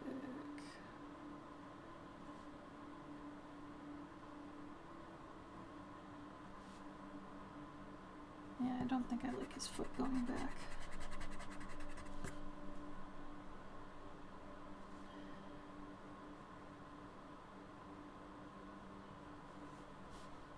Let's see.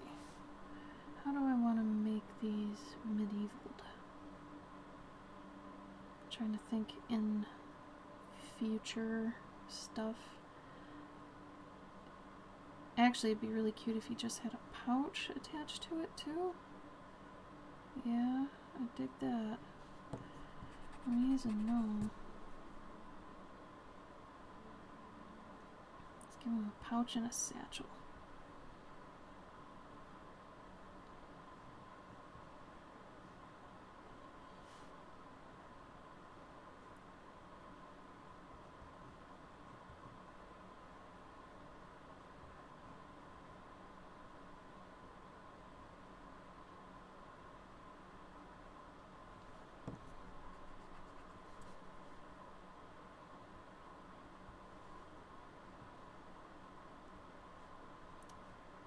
Thinking they're like carpenter overalls that have all the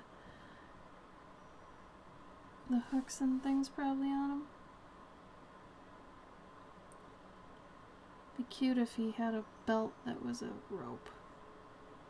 I dig that. That's probably gonna look like an apron, so I don't exactly want to do that. How do I make it not look like an apron? Man, I kind of want to give him a cape. I know that's probably weird. Overalls and a cape, how would that look? That'd be silly. God, I'm kind of digging it though. Like, what if it wasn't exactly a cape, but it was like a pennant?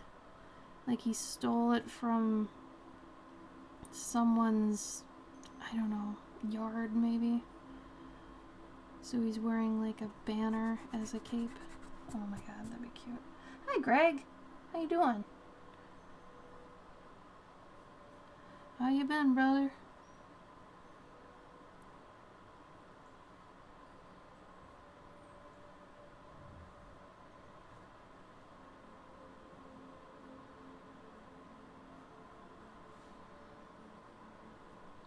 I think that'd be cute.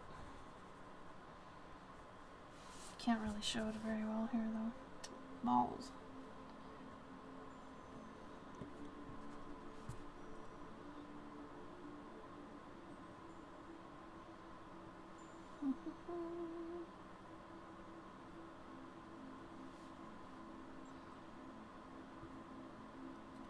Dennis, if you're still here, I should be getting to your commissions in the next month or so. Trying to go through my small commissions list as I'm doing my big ones. So it's a whole thing. Let's see. Alright, almost there. Almost ready for tones. And getting to do the magic. Are you still okay on ones you've got, Dennis? Are you getting close to needing them?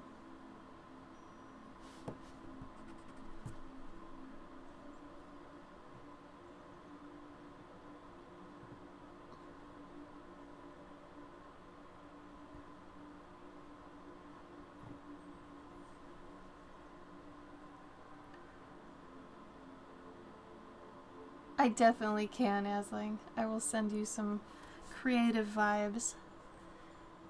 Just always be curious and whimsical, you know? Like, think of things that are silly and ridiculous. The main thing I learned that really helped me with my brainstorming, and I'm not trying to give advice. I'm learning not to give advice, but I'm telling you, I guess, what I do. If you ever want advice, you can ask me for it, but I'm trying really hard not to just give unsolicited advice anymore. But that is kind of hard when you have a Twitch channel. Anyway, so I heard from a teacher once that, you know, when you're brainstorming, no idea is a bad idea.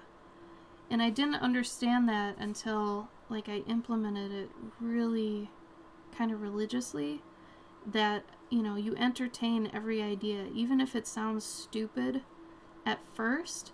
Because what happens is a lot of those ideas might be housing other ideas. Like, it's like a little Russian nesting doll, right? You take the top off, or you look at it, and you're like, oh, this idea is kind of, okay, whatever, I'll write it down.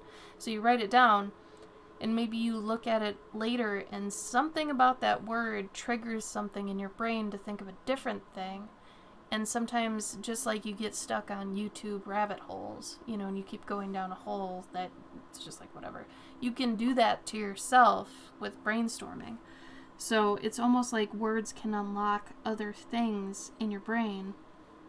And, you know, you shouldn't kibosh or feel stupid about thinking about a thing because while you're brainstorming, because it could actually manifest something more and bigger later. You know what I mean? So when you're, you know, you sit down, you're like, all right, I'm going to think of some ideas. Write down everything. That's one of the keys, is to just write down everything. Because you never know what's going to spark something, right? And it's kind of, I don't know, it's exciting to me because we don't understand our brains, right? So when we write stuff down, we think we know, oh yeah, that's that thing, that's not fun, whatever.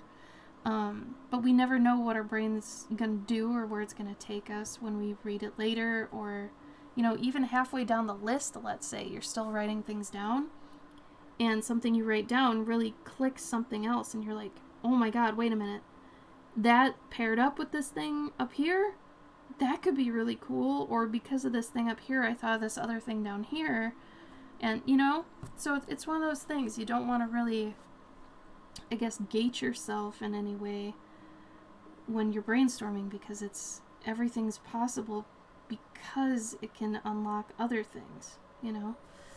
So, I guess when you're brainstorming, just have fun with it, be curious, be like, well, what if this?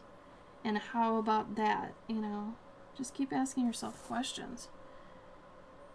It gets pretty fun. Like, getting silly with it is kind of fun. And then you can eventually narrow it down and all that, but for the moment, you know, just go crazy. Because it's not going to hurt anything to write down something. You know, you're not failing by writing something down. You're not committing to anything just because you wrote it down.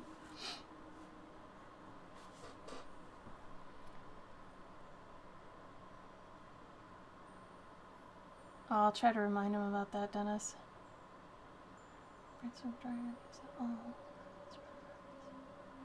Yeah, brainstorming anything, honestly. Maybe next time you're cooking, or when you have a minute in the shower.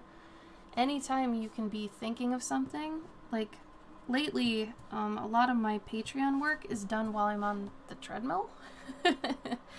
Because, you know, my brain is going, but I can't really be doing anything, so I can't be doodling or drawing or whatever. So I try to either have my laptop or a notepad nearby, and I just think, and I write things down. It's getting used to thinking just out of nowhere that I think is hard for people. They're used to being prompted by something, or, you know, whatever. You have to kind of get used to taking yourself on a thought journey. You know, and it can be really scary at first because you're like, I don't know. It's like meditation. I don't know what I'm supposed to be doing. Well, you're not supposed to be doing anything, right? For meditation. But in doing nothing, you're actually doing something and things come out of nothing when you're doing it. So it can be kind of cool. Alright. I want something else to be happening here. Maybe the cat's got a bow? I want more motion.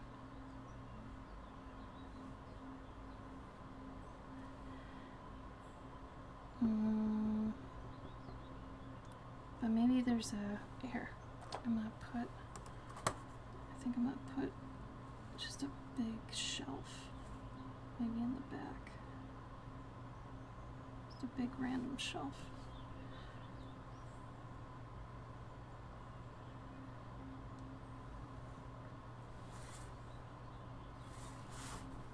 Sorry, gotta bring it closer to me real quick.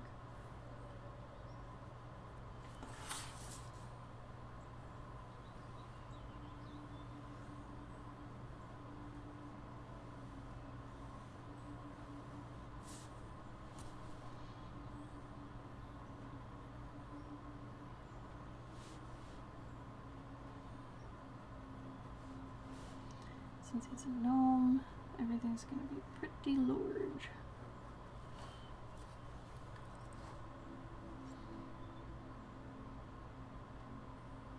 Yay, Reby! Yeah, you know, and something else that always kind of helps me is getting really attached to my my materials. So, I mean, it goes back to when, you know, in school, when you'd have a notebook that you had a routine with every day that, you know, maybe it was because of a class or something else, and you drew in it, and it's got doodles and things, but you felt some sort of kinship or, you know, love for the notebooks, you know, or whichever one was your favorite. Everybody had a favorite, right? Like, have that favorite again and feel committed to your notebook, your journal, your sketchbook, whatever it is. Honestly, right now I have great pride in my iPad. I know that sounds stupid, but it's the first time I've been really proud and really committed to a device in a long time. Or, you know, even more than a sketchbook. I don't have a favorite sketchbook even right now. My favorite sketchbook is my iPad. You know, you customize it a bit, you make it your own, and you get, you know, you're proud of it. And because you're proud of it, you want to use it a lot, you know, and there's that, I think artists get this a lot, though, where they personalize things, and they're, you know, they want people to see them with it, and they want people to be like, oh, yeah, you look so cool with that thing looks so cool, you know, and that's part of, I don't know, just the coolness of being an artist. You've got all these personal things that you put a touch on. Like, since I have a Cricut, I did a vinyl cutout of, you know, my Cloverkin logo, put it on the front, bought it a nice little, you know, leather case, and it feels very mine. And that customization really helps me to feel, you know, like I have a connection with it. And I think that's important. And it helps you also to stop, if you're one of those people that buys a lot of sketchbooks and just kind of leaves them somewhere and all that stuff, it helps you to slow that down. Because then, you know, you feel very, I keep saying committed, but I mean like, you have an intimate kind of obligation to this thing. You know what I mean? Like, you don't want to let it down by using something else. You want to use that thing. So, I don't know. I'm sure some of you know what I mean. And maybe it hasn't been that sort of thing with you. Maybe it's been like a favorite tool or utensil, or maybe a hair accessory. Like, I have a hair clip that I am, like, it's my hair clip. That's my favorite hair clip. You know, because it does it just right. But stuff like that, you want to get that way about your creative tools. Because then they themselves can inspire you, you know? Yes, being attached to your iPad as well. And it's weird because at first, when I started customizing it, I was like, man, is this just another one of those things that I'm, you know, just throwing together and hoping that it clicks and all that. And at first it might seem like that. You have to work at building that relationship with it. You know, if you want to have something special with it, it's like a friendship. Work at it. So I had to do that, and every month I found myself doing the coloring pages on it and doing the animations for the Guardians on it. And it's like I can't imagine doing my work now without it. You know, I need it. It's my buddy. And like Gabe was even talking about that, you know, he wants one. And I was like, well, you know, we'd have to get some money for that in the future or whatever. And he's like, no, we'll just get you a new one and I'll take your old one. And I was like, in my mind, I was like, no, I love mine. Like, it actually gave me a little pang of sadness to be like, no, that one's mine, you know, like that sort of thing. Anyway, I just thought that was interesting, you know, that it's like instead of buying a new one, I actually did really feel, you know, attached to it. I feel like that's almost rare nowadays, especially when people get so used to trading in their phones or whatever. You know, you lose that allegiance to your possessions. And I think, you know, treating them with respect, keeping them clean, using them often will really help you build and enhance that relationship with them, customizing them, that whole thing. It's important, you know? Anyway. Yeah, used up on dumb stuff? I can totally picture that, yeah. And that's the other thing. In the past, I've given advice and I've said, hey, you know, don't buy the expensive stuff right away, right? Buy the cheaper stuff until you feel like, all right, I want the nicer stuff now. I feel like I've leveled up enough to earn this next thing. It's like somebody who starts drawing buying a Cintiq. It's like, maybe you should work up to that. You know, that sort of thing. Because you know, it's like getting a level 50 sword when you're, you know, a level 2 swordsman. You know, that sort of thing. It's like you gotta wait till you know how to use it a little bit before you move into the big leagues. So, you know, doing that is gonna help in the long run. And you'll feel better about it. I know it sounds like a total parent trick that parents use for kids, where they're like, no, you can get that one, you know, when you're older, when you use this one a lot. But it's true. You know, they want you to actually earn the thing, because then you have more of a relationship with that thing. You know, if you earn it. There is some psychology to that, you know?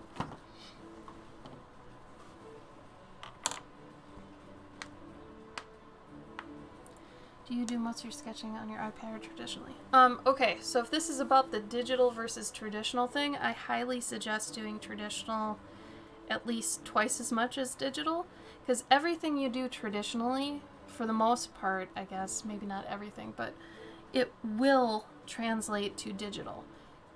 Backwards compatibility with digital stuff isn't exactly there.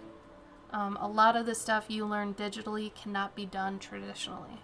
So it's more worthwhile to learn and get used to traditional before you jump into digital. And then just doing half and half as much as you can in this day and age is smart, because no matter who you are, what you do, you're going to need digital at some point. Even if you're 100% traditional, you're going to need it to make books or prints or merch or something. So you got to be at least a little bit savvy. But me personally, I do a lot of my hardcore work traditionally, but a lot of my Patreon stuff digitally. Because anything I want clean lines with, like this, these are the clean lines I usually use for my coloring pages, my coloring books, any of my Guardians, a lot of my UI and stuff like this overlay over here, this was all done digitally. So I'm at the point I'm pretty good at doing both. I'm a little bit stronger traditionally, but that's just because I want to be. But I was 10 years in the game industry, so I was completely digital for that, and then I'd go home and I'd be traditional. So keeping that balance is extremely important. But for this piece in particular, I'm going to be doing a time-lapse watercolor of it. So this is where I'm trying to merge my digital style with my traditional style, which when people ask you, how do you develop a style, it is not that simple. You don't just have one style. You should not just have one style. Like, your style should change depending on what medium you're using, that sort of thing. Really quick, Belladonna, do you have anything else you want me to add in this before I start doing the tones and doing the lighting?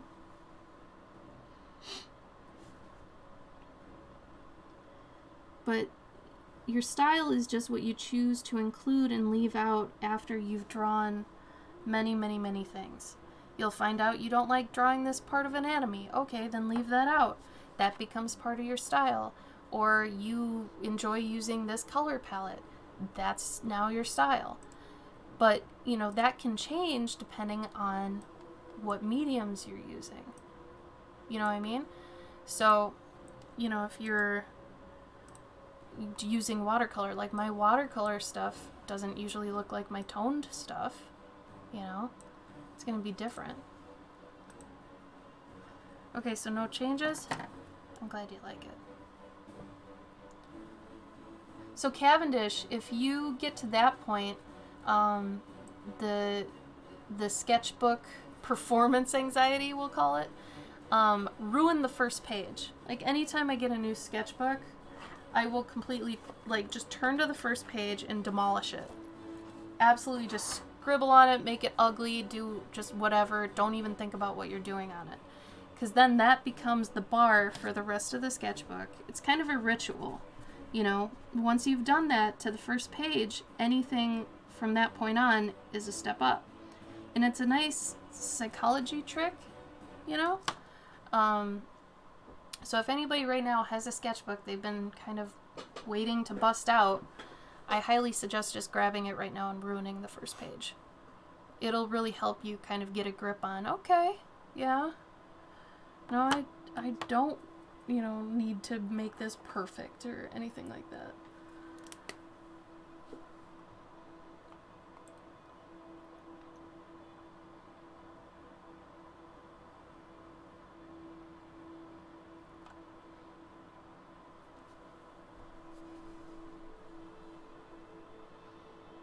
And yeah, regarding what you said about someone told me, there are no bad ideas when brainstorming, and you're like, there are tons of bad ideas. There are bad ideas to actually execute, sure. But when you're brainstorming, there are no bad ideas. And that's the caveat I feel like a lot of people don't think about. When you say there are no bad ideas, you get hung up on the end game of it. Well, yeah, this thing would be a terrible idea. Yeah, if it actually finished, it would be. But the idea with brainstorming is you're not even at a concept stage. You're trying to get to a concept stage. And because of that, there are no bad ideas. Because you're wanting to just think of ideas. Brainstorming is just thinking of ideas. Not necessarily good, not necessarily bad, just ideas. And because of that, it's a very neutral zone. Nothing should be judged or anything at that point. You just want to write down everything you're thinking of. And then, once you've kind of done that, then you can go through with a fine-tooth comb and kind of pick out, well, this one has, potential, this one's not so bad. I could actually do something with this one, that sort of thing.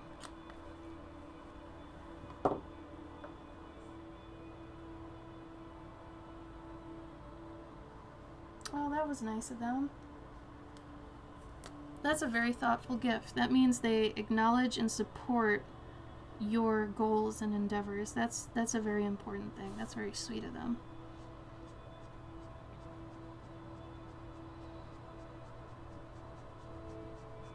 That acknowledgement is huge. I bet you still talk to him once in a while, don't you?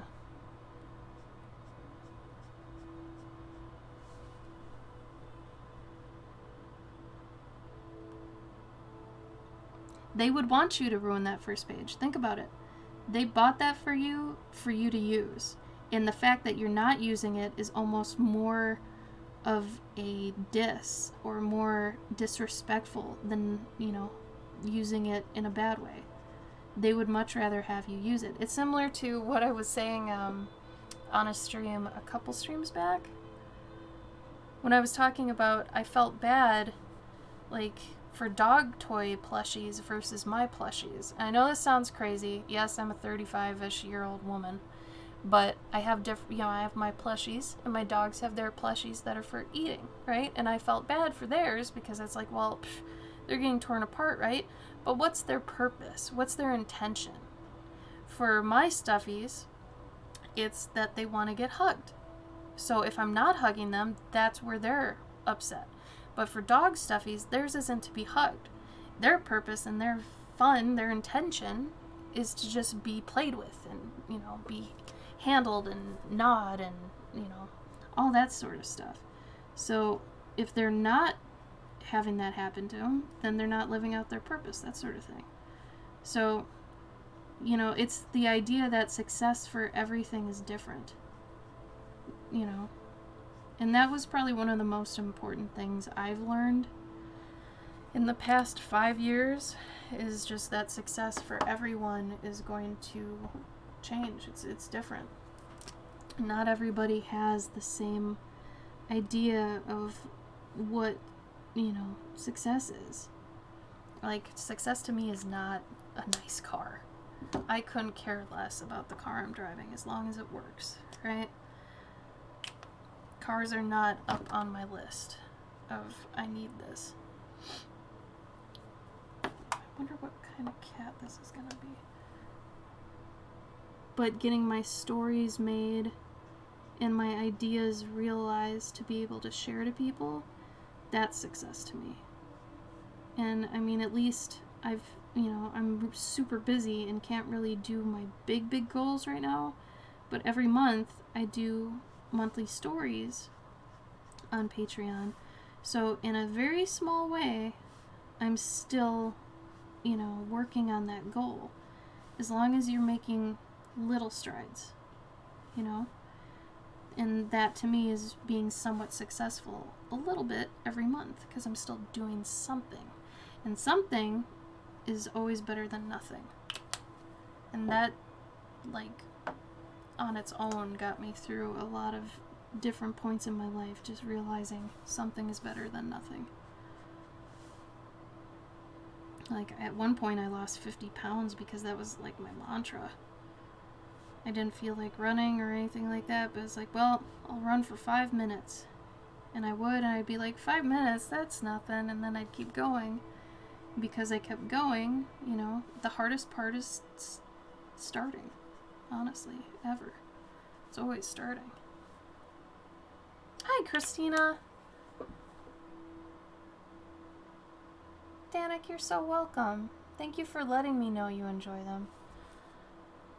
It's hard for me to know, when people enjoy my stuff, so the only way I know is when you guys let me know. So I appreciate that very much. And thank you for being here. It tells me you enjoy it.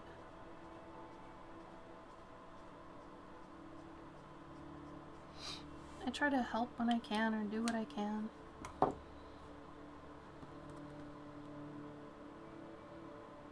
Okay, so we're going to do this. I'm almost getting to the highlight stage, which is my personal favorite stage of this. So once I get there, that's going to be kind of fun.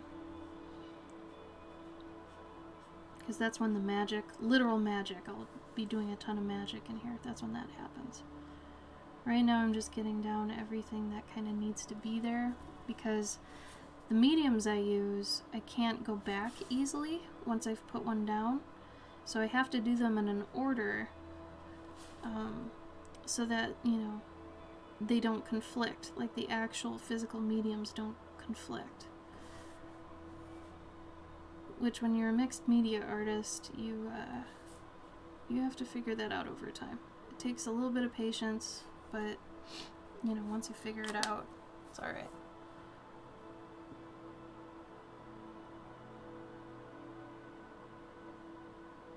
Thank you, Asling. Yeah, I mean, remember that your art ultimately, first and foremost, you know, for you, it's for you. It's not for anybody else. It's for you. Like, I like to tell people, if social media wasn't a part of this at all, if you weren't posting art online, would you still be doing art? And most of the time they're like, yeah. It's like, well, just remember that. Be doing your art for you, always. You know, the minute you start doing art for other reasons than your own, it's going to start to suffer. I mean, that's kind of my observation and my opinion, but, you know, when you're doing fan art because it's popular, or one of my most loathed things is when people do celebrity portraits right after they've died just to get, like, likes and visibility. That pisses me off beyond belief. But I mean, your art's coming from a bad place then. You want your art to come from a place, you know, of purity and, you know, your own ambition. You want to do art because you want to do art, right? Not because of any other reason. So because it's a passion for you, because it's, you know, part of you, you have to do it, then social media doesn't matter. You know, all these other things don't matter. It gets a little bit difficult when you are making money off it, because you have to maintain that purity, I guess, while still knowing that, yeah, I'm making money off this. That's fine, but I can still be true to myself and make things that I believe in, you know, that are a reflection of me, while making money. And like I said, maintaining that is hard, and a lot of people can't do that. They get too swayed by the idea of making something, you know, that people buy because it's popular, and they know it'll sell because it's popular. And to me, that's a little bit manipulative, and in the long run, it's harmful to their journey, because they're going to get really used to that cycle. And when they're used to that cycle, in the end, it's just going to hurt them. You know? Like, let's say you made a ton of money from drawing other people's characters, right? And let's say you've got a really nice car now, and a really nice house, and all this stuff. Are you really going to switch over to doing your own work when you know that you're going to make less money from that? Like, are you gonna do that? No, you're scared as hell. And you're not gonna do that because you know what that means. So it's almost like drugs. I mean, that's what drugs do, right? You get hooked on this style of life when you're selling them or whatever, that you can't go back to not doing it. So, you know, start doing your stuff in the very beginning, and because of that, because, you know, you won't have this urge to get out what's in your head, you're gonna, you know, always be rewarded. Every sale is gonna mean more because it was yours. All that sort of thing. It's so much more important. There's so much more pride that comes from it.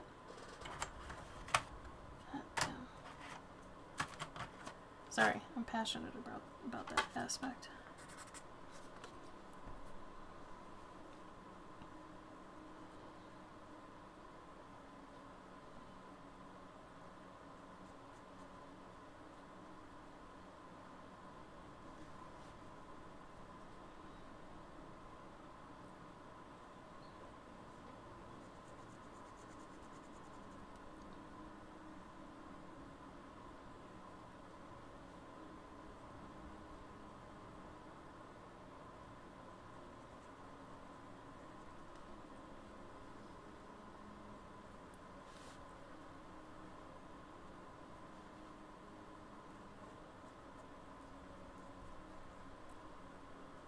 Yeah. Well, even so, like, what do you mean when you say buying in?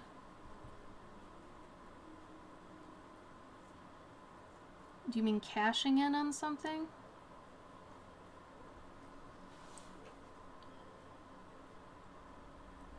And back to what you were saying, Asling, about being overly serious.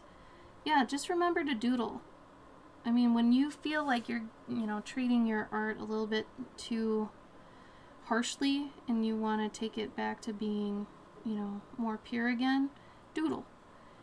I mean, a lot of the time people forget to be childlike with their art and, to have fun with it. Because art should ultimately be fun and expressive for you and all that sort of stuff, whether it's sad art or, whatever art you need it to be. That sort of thing.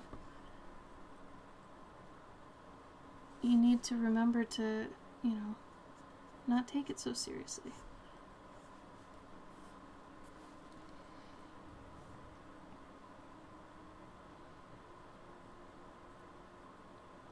Believing in your own wants.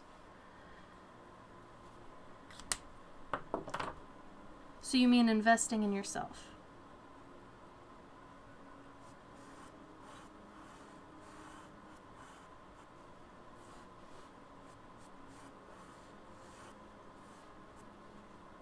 That's what you mean, like the believing in yourself thing?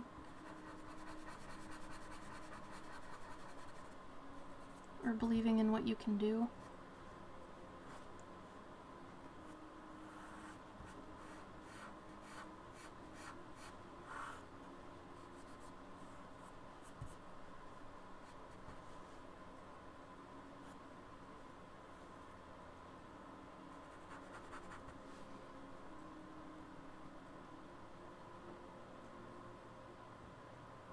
There you go. True that. Well said. And honestly, if I have to kind of give insight into my own experience to help someone else out, I had quit my game job and all that to pursue my own, stories and things, which were mainly written and just needed to be drawn. But when you go freelance and, I quit my career and everything to do this, and I don't regret it, but there was a very harsh time where I learned that you have to replace the moneymaker, you did have with your own then, and that could potentially end up taking more time than the previous one. So honestly, the part-time job is probably the biggest gift you could you could do for yourself when you're planning on eventually going freelance. So for a while, like, I almost wish I could get a part-time job again. But luckily, right now my Patreon is really like my part-time job. I always forget that it's technically that. Anyway, so I mean, you have to figure out a way to make up for the money that you no longer have when you go freelance. And like I said, you won't have time to do that dream thing until you've, settled into a money-making routine the new way. Because otherwise you're not making any money. And I know it sounds silly, but it definitely isn't always obvious, So just know, you're not going to be able to work on your own stuff unless you replace it, because you have to literally buy time for you to work on your own stuff. And like right now, I can't work on my own stuff because all my time is technically bought by other people. And like my goal for the past couple of years has been to buy back my time. And just with how everything's gone, it's a lot easier said than done. But hopefully I'm getting closer. COVID both helped and hurt my situation, so it's really funny in the ways it's helped it and really funny in the ways it's hurt it, but it is what it is. Deal with, the hand you've got, all that sort of thing.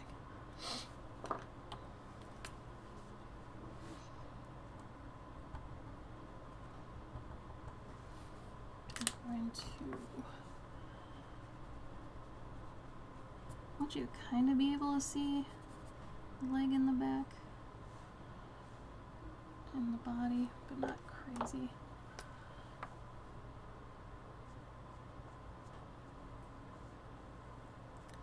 I just like to tell people not to use their art for bad, you know, use it for good. Whether it's expressing yourself or, you know, buying a sandwich, that sort of thing. Just don't use it for stealing other people's content or money from people.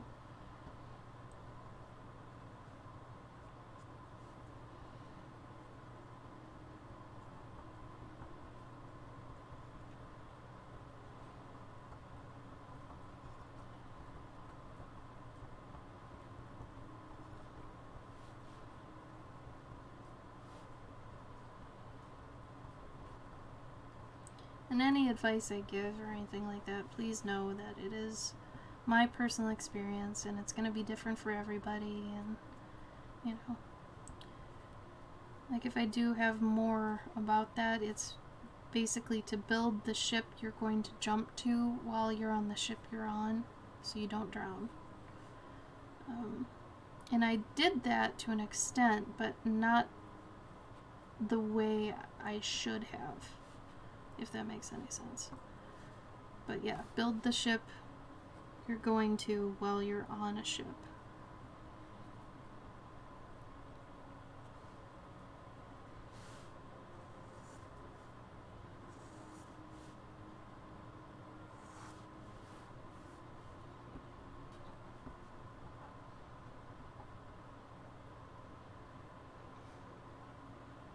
Definitely Cavendish. 100%. Nailed it.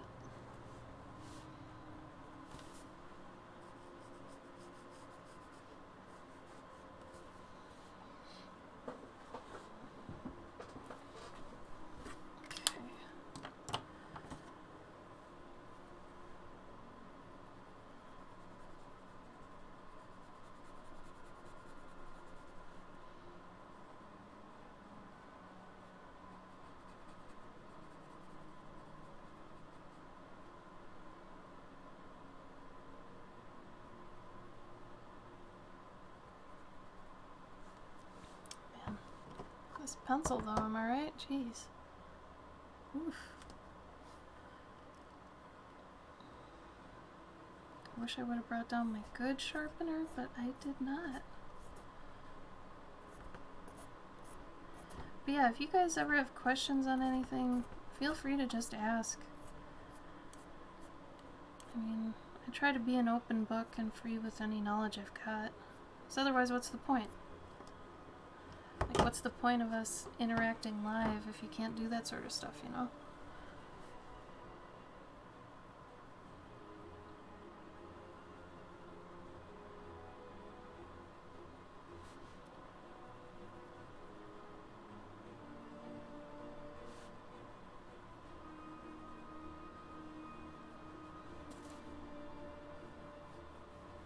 How are we looking, Belladonna?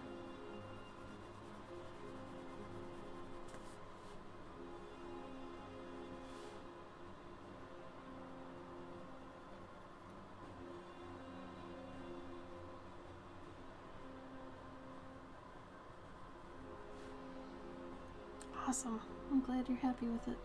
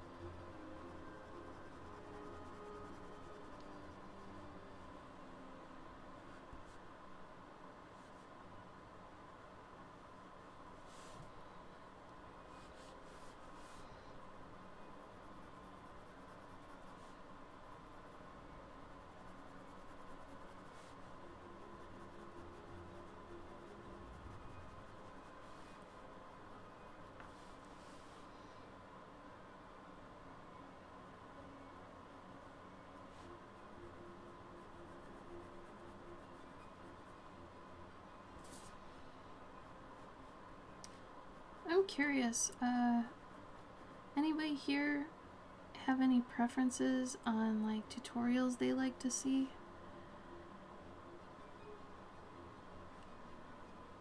Cause or walkthroughs or something.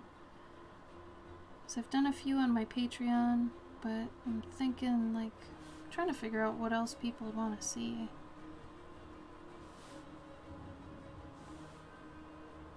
Or what you personally look for when you're looking for them.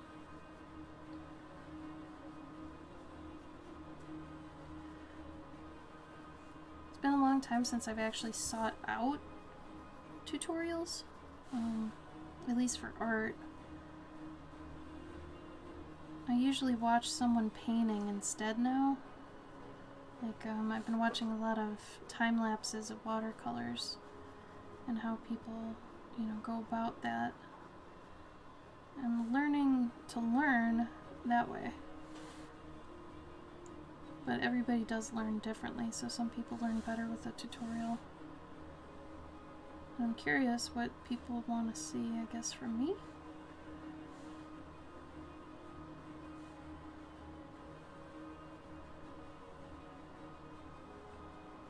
Belladonna, did we talk about a spot color? I think you had said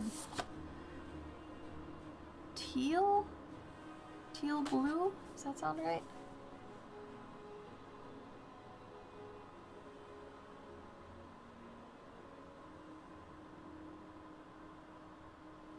Me too, Asling. Me too. I'm anxious to see that as well. I've done it before, and actually, if anybody here has seen my snail mouse piece, I don't want to say it's my most famous, but it's my most, like, I put it everywhere. Maybe prominent's the right word. Famous makes me sound like a douchebag. But, this one here. This piece actually started out digitally. It had digital lines, and I printed it out, and then I watercolored it, and I went over it with pastels and colored pencils. So that worked out really well. So I'm assuming it's going to be similar to that one. We'll have to see.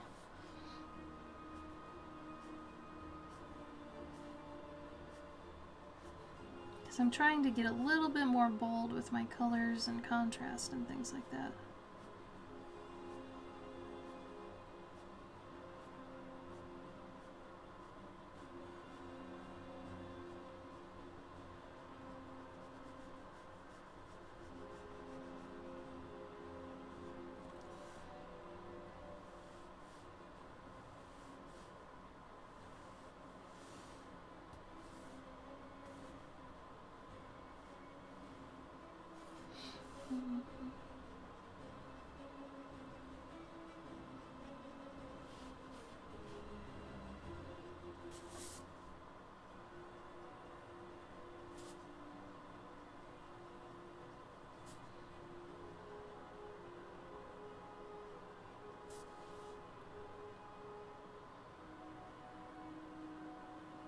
Oh, that's awesome, Cavendish, really?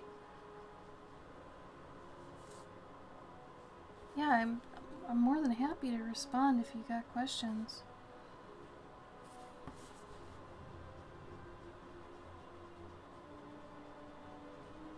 I'm glad it helps. I actually didn't think about it like that.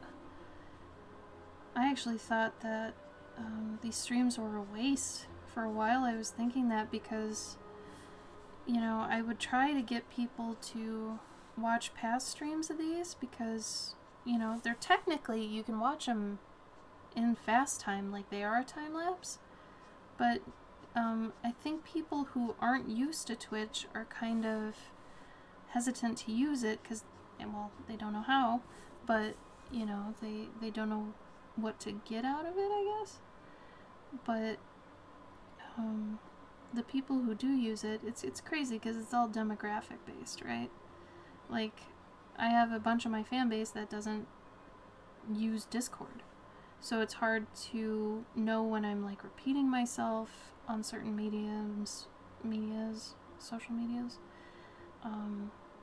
You know, because some people are there, some people aren't, and that's tough. Because you don't want to, you know, patronize people or anything, but you also don't want anyone to miss anything. So it's kind of a hard balance.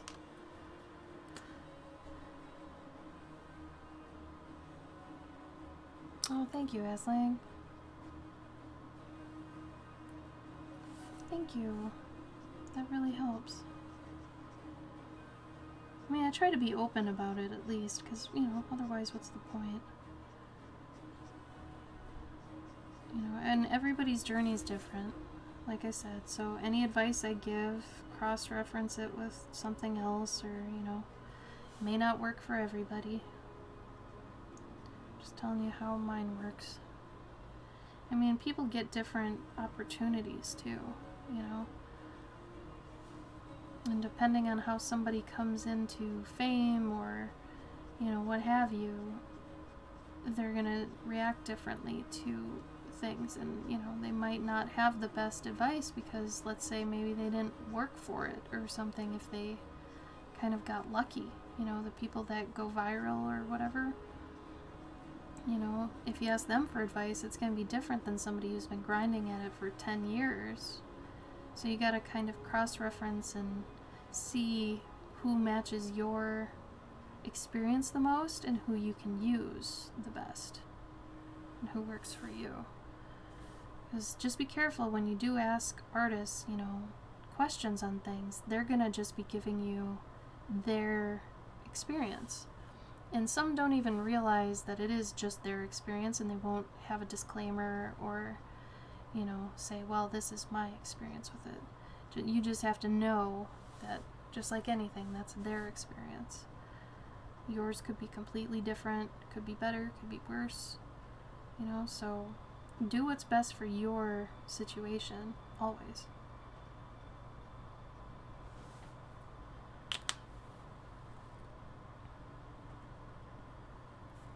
Yeah, and that's fair, Belladonna. It can be confusing, definitely.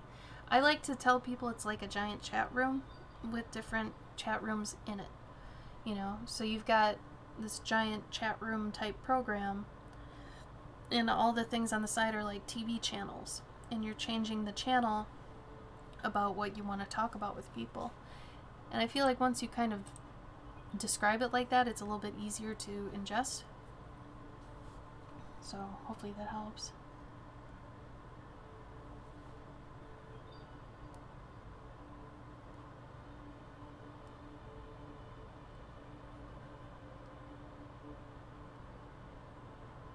It's true, Uncut. It's very true.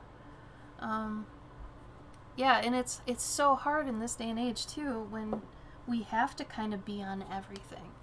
You know, like, I have to get my YouTube up and going because you have to have a YouTube nowadays. And, you know, every time a new social media pops up, I feel like you can hear artists across the globe just groan.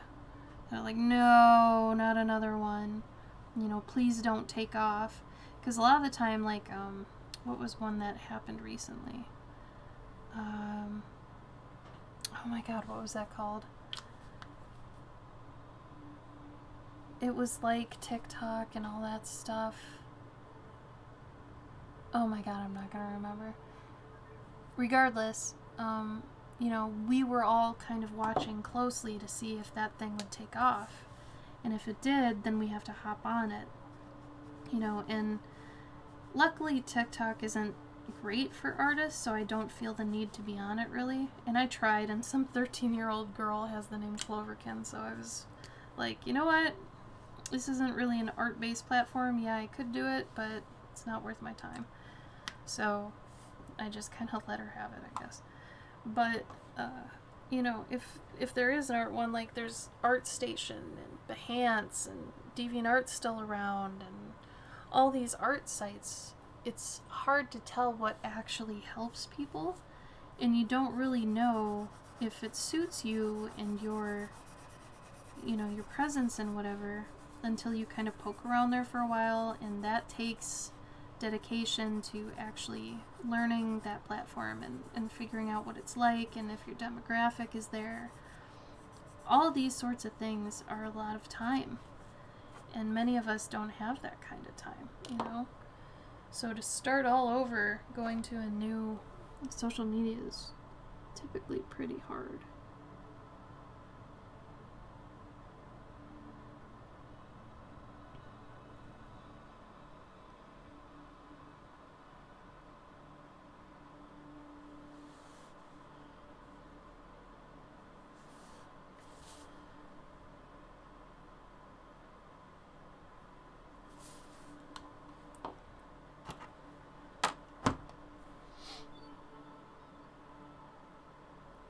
So the thing that I've learned with social media is the people that like Instagram, they're going to use Instagram. The people that prefer Twitter, they're going to use Twitter. And as an artist, you kind of have to think about it that way too. You have to be like, well, do I like using this platform? No. Is it going to enhance my, demographic that much or whatever? It's like, no. Then do I really need it? No. You gotta kind of be true to yourself there too. Like, if it's actually gonna enrich your life and all that, or if it's not. Because, I've got a Tumblr, but I don't think my demographic's really there, so I just kind of forward things to it. I could be more active on there, but I don't know if it'd be worth my time. But Instagram and Facebook, I have a lot of my demographic there, and knowing your demographic is important. A lot of my demographic is either 30 to 40-year-old women or grandmas, that sort of thing. So, a lot of social media in general doesn't really speak to my demographic.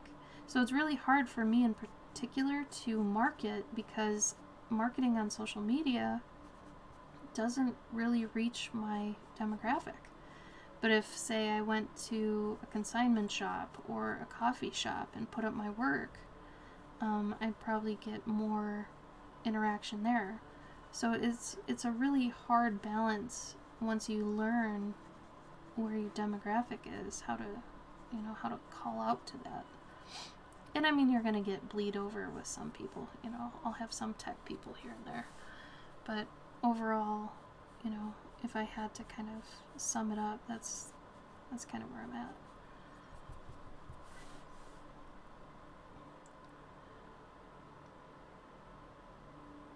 How do I get published? Well, I got lucky in a way that's improbable to happen to you. Yeah, I mean, that's fair. What was that one saying I've heard? Opportunity, or luck is just opportunity at the right time that you've put yourself in front of. So a lot of the time I feel like when people get lucky, it's because they've put themselves around an opportunity. So even like a model that gets discovered at the mall, she went to the mall.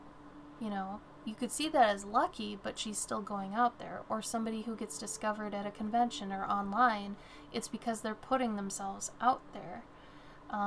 It's the whole, you miss 100% of the shots you don't take.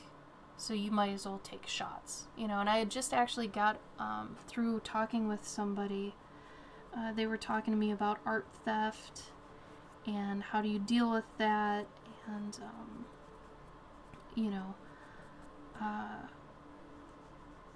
I'm scared to put my art out there. They were asking me all these questions, so I responded the best I could with, a lot of them. But the main takeaway from it was, if you're not putting your stuff out there, and you have these successes you want that are basically, they come from putting your stuff out there, then you're not going to get anywhere if you're not putting it out there. So you have to do that, and it hurts, and bad things are going to happen. But are you going to be more happy if you put your stuff out there and something happens with it eventually? Or are you going to be more happy keeping your art to yourself and not having risked anything? It's that whole thing with risk and reward and all that.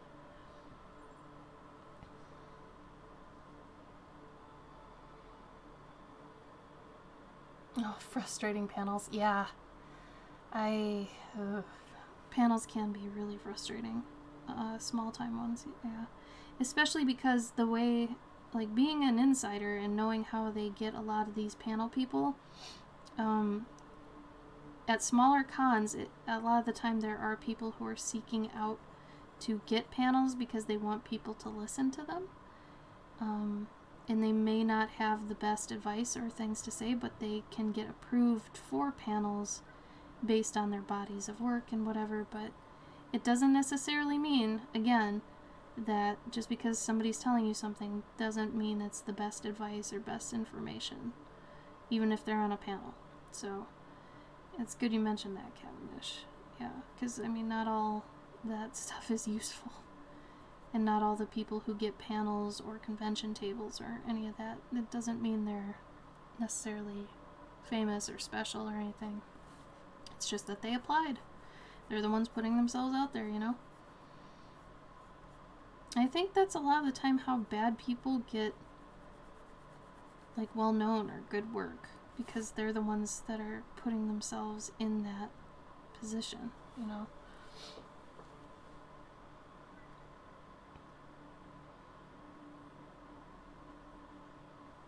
Oh, really, Asling? Yeah, and that's detrimental. Like, changing your art because you change is one thing. Changing your art because everyone else has changed, bad. Bad. Because you're never going to have consistency and you're never going to be able to track your progress, really, because you're going to be all over the place. But if you're always kind of staying true to you, you'll be able to have a good track record to kind of follow, you know. That's too bad she changed her stuff. And that's why I would never do the whole, the most popular streamers, at least in the art world on here, seem to be the ones that are doing fan art and stuff and fan service things. And if they know what they're getting into and they're okay with that, that's on them. If they want their art to be that. But having the argument of, I'm going to draw Spider-Man because I want to work for Marvel and draw Spider-Man, that's not how that works. That is not how you're going to get that job. And a lot of people think that, and that's not true. That is not how that works. It is. And I mean, just the hardest part about that, I think, Cavendish, is knowing what kind of artist you are and what you enjoy. And, I mean, think about it. Think about how many people don't know what they actually enjoy in general, let alone knowing what kind of art they like to make. So the only way to figure that out is to do it, and do it a lot, and to assess it while you're doing it. It's like studying and taking tests. You're going to have to draw things, have a post-mortem with yourself. Did I enjoy that? Was that content fun? And eventually you'll be able to identify when you get those little sparks of joy, or like, oh, that was fun, things like that. And once you start identifying that, you'll be able to easier identify what kind of an artist you are and what makes you tick and what makes you happy, and the kind of things you want to put yourself in front of. And that's kind of the time when you start saying no to things. And saying no is really important when you're freelance, because when you just start freelancing, you think you have to say yes to everything. And you can really get yourself into some trouble with that, because you'll be lost in a lot of ways. You won't know if what you're doing is fun. You're doing it maybe for a family member or something. But once you start figuring out what you like to do, and somebody asks you to do something that you don't want to, when you have that confidence to say no, because that's not the type of thing you do, you're going to feel really good.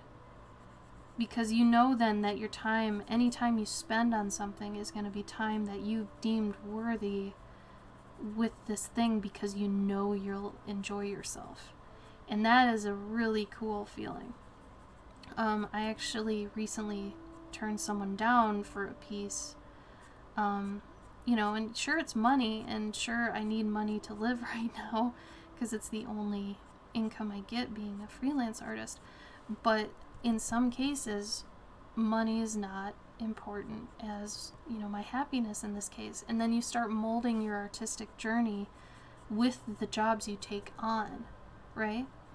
So, like, the whole reason Gabe and I do these is because they keep us sharp. We're doing these quick commissions that, you know, keep us thinking really quickly, and they make us, they're exercises for us, you know?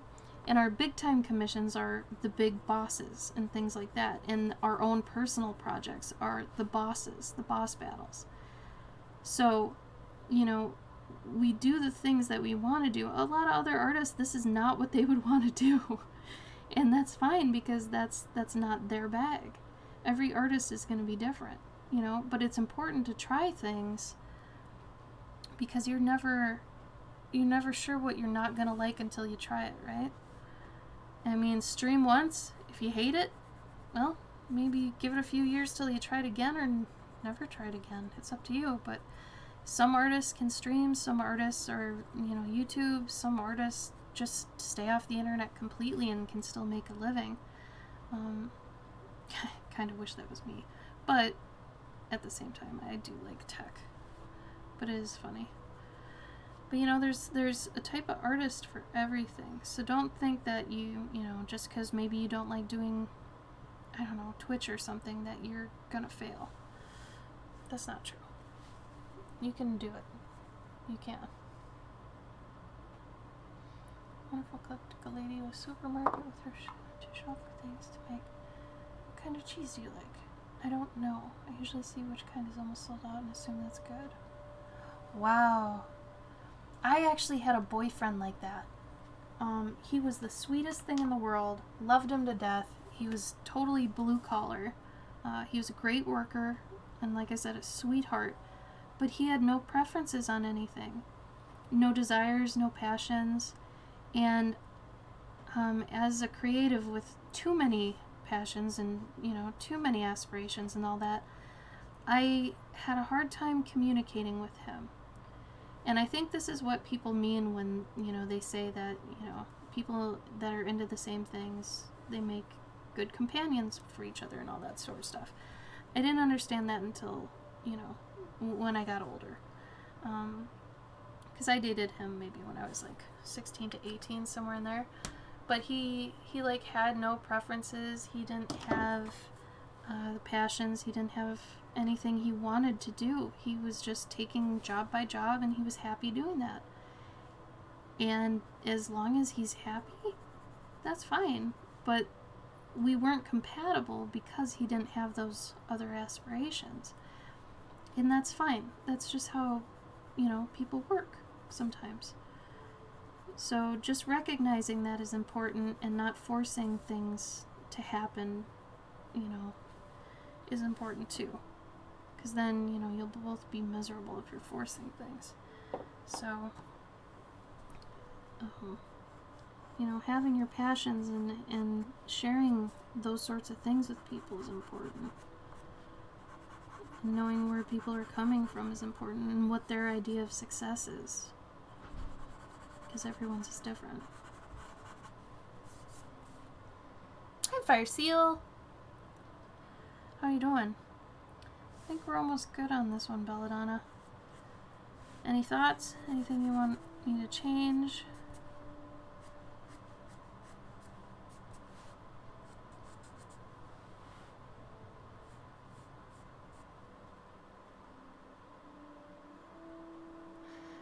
Thanks, Fire Seal.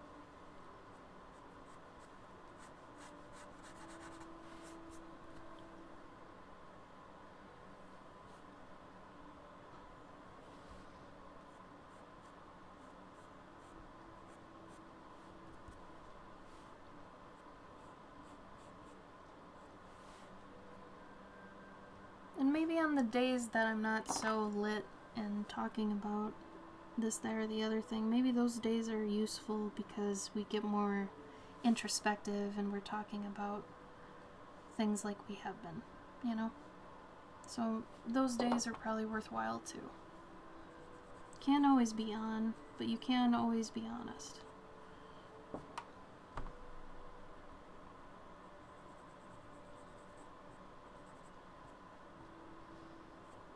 Because I feel like as a streamer, you're kind of always expected to be on. It's like, we can't guarantee that. Maybe if you're a game streamer, you probably have to do that a lot more often, but as an art streamer, I feel like it's almost okay and expected that you have, you know, your moods.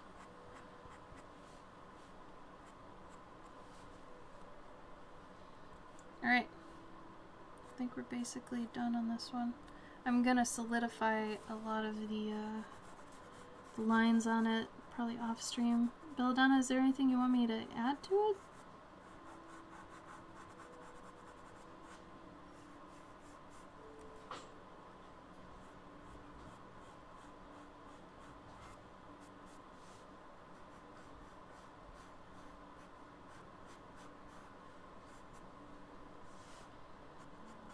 And then, like I said, next week I'm gonna try really hard to have that line art done for the Hangman card.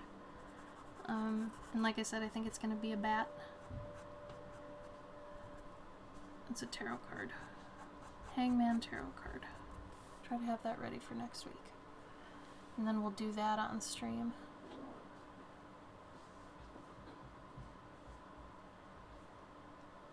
Thank you, Cavendish. I feel like the lighting right now is kind of destroying it or enhancing it. I can't tell. It almost looks like it's bursting every time I change my hand. I can't tell if that's the... Yeah, I don't think that's the contrast. Here, that's a little bit more accurate. In terms of my effects, I'm really inspired by Don Bluth. His drippy magic in his movies was the business.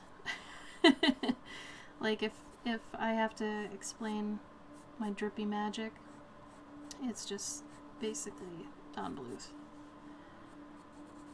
Like Secret of Nim magic, oh baby, that's where it is. I like big, heavy, globby magic. It's my fave.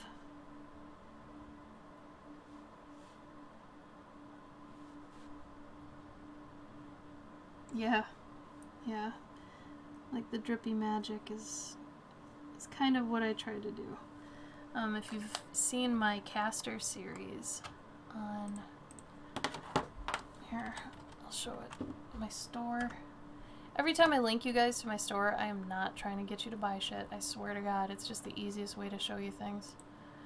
But this set of my casters was really inspired by that kind of drippy magic, and I think it's becoming my thing now. Like, anytime I draw magic, it's gotta be kind of drippy magic. So, I will always be doing drippy magic.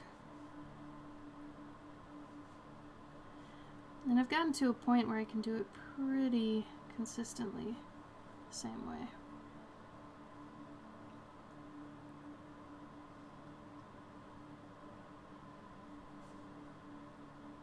I have a couple stories that I can't wait to do because they have so much of this in it. Very excited for that.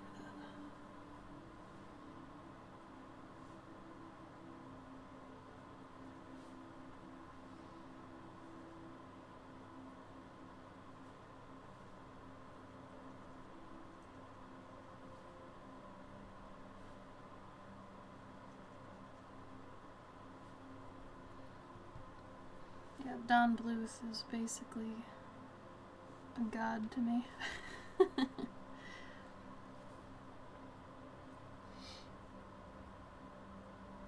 The drippy magic tutorial? I could probably do that. As far as tutorials I have given on my Patreon so far, I've done a Pet and Armor one recently, and I did a transfer one. Let's see. I can kind of show you.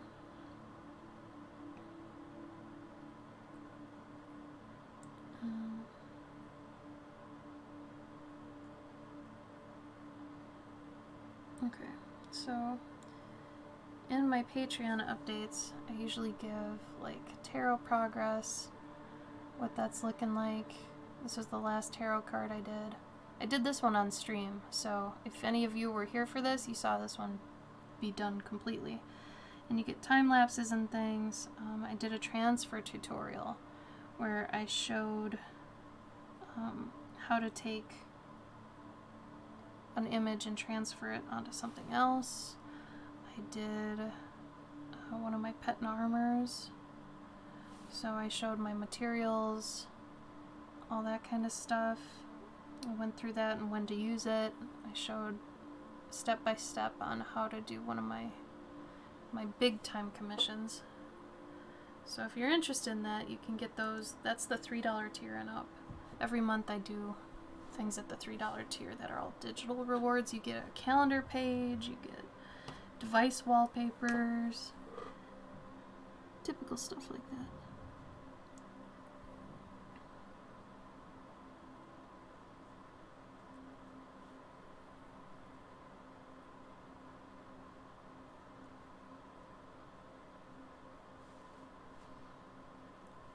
Alright.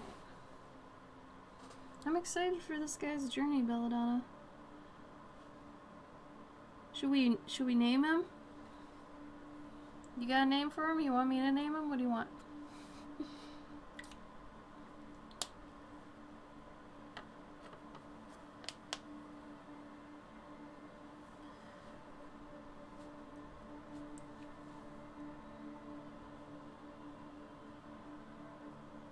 It's actually a really good idea, though. I'm gonna write that down. Trippy magic tutorial. Okay.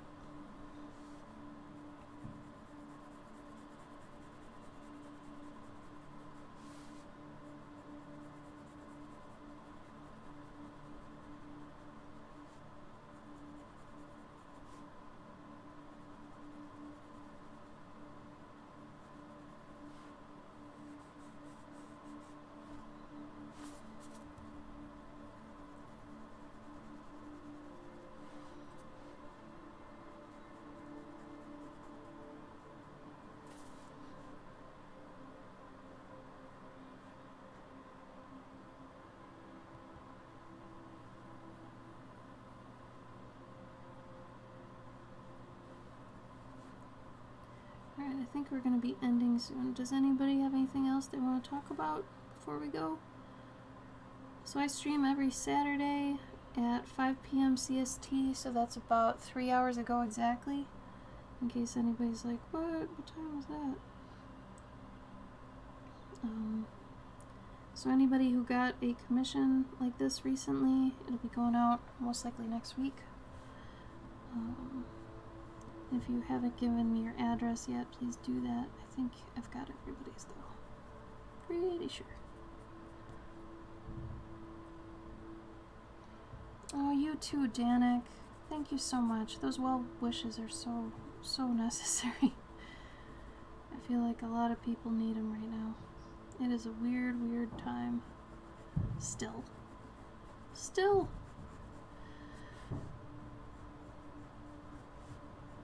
Big success energy your way too. Thank you.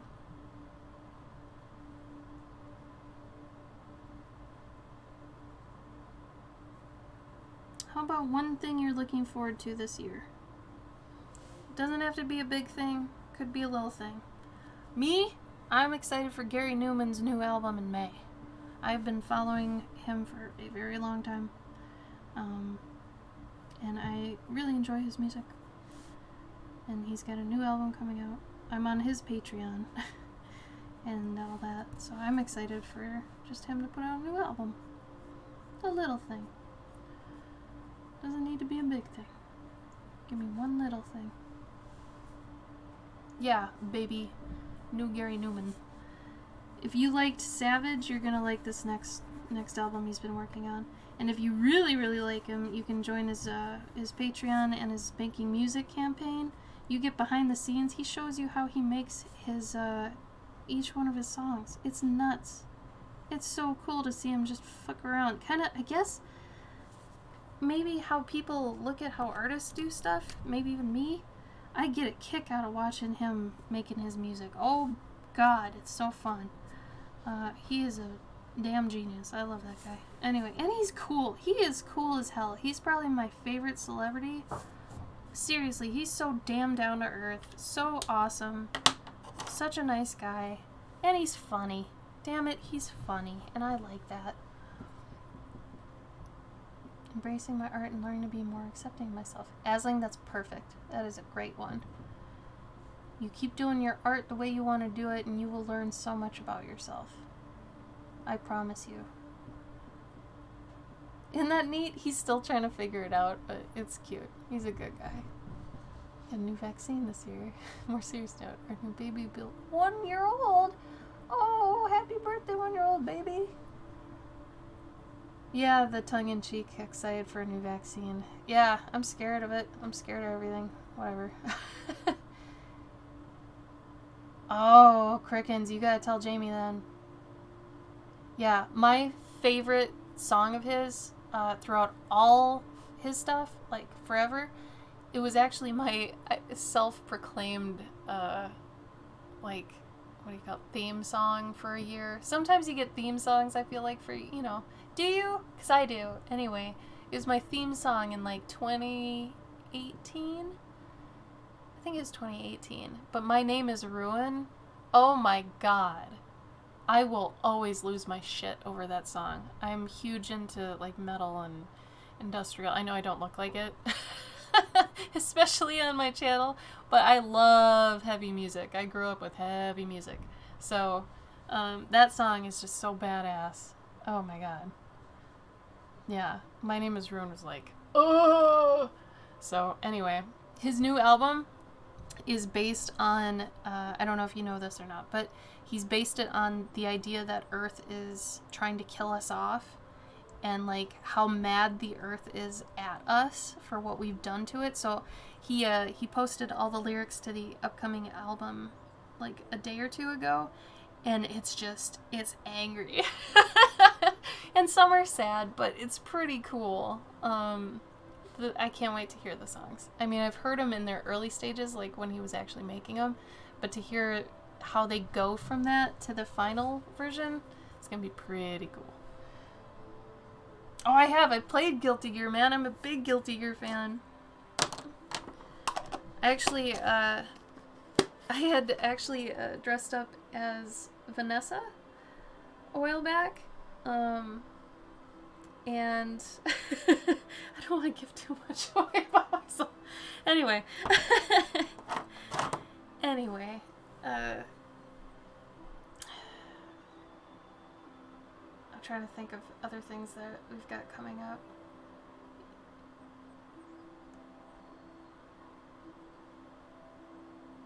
No, I didn't.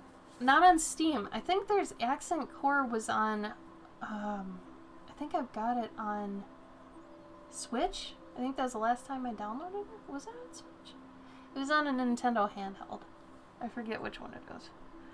But I was hardest into it when it was on PS2. Just Guilty Gear in general. Guilty Gear and BlazBlue. As well as Marvel vs. Capcom 3, obviously. But I was never Street Fighter. I couldn't get into Soul Calibur. Tekken was fun once in a while. But I was really into Arc systems, like their animation. I couldn't get past that. Like, I loved it. It blew my damn mind. I was, into games, like, into the game industry for 10 years, so, like, I was heavy into games for a long time. But being older, I don't have time for games as much, unfortunately, but I had my time. It was there. Okay, so let's see. What we really want to know. How about Star Wars Masters of Terrace? I don't know jack about new Star Wars. I will tell you that. I know a lot about older Star Wars stuff. Like, I know a lot about the trading card game and the books and the original movies. Other than anything in the past decade, I probably don't know that much about. Oh, as a PS1 fighter? I don't remember it. I played Rogue Squadron. As far as Star Wars games go, I played that, and I played a little Force Unleashed. But that was it. That was it. I was not a big Star Wars fan. I had boyfriends that were, so usually I'd dip my toe in it. But I've played the card game a long time ago.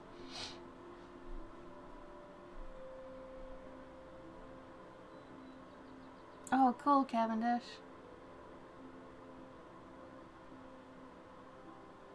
Is that what it was called? Whatever it was, it could go on for like 2 weeks. I remember a friend telling me they had a game once that went down like the hallway in their house, and it took them 2 weeks to finish it. But it was fun.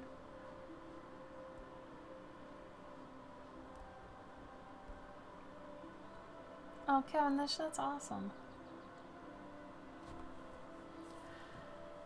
So we did these cute little kitties. Cavendish, or kitties, and I will finish this up. This isn't completely done. It still needs more of the finessing. This is pretty far along, though. Belladonna, do you still want the spot color, or do you want me to kind of forego it? Do you like how it is right now, or do you want the spot color still? I think if I used it, I would maybe put it on his cape and the bookmark, and maybe somewhere up here, maybe? But I don't know. I'd almost rather use the gold, if that's okay.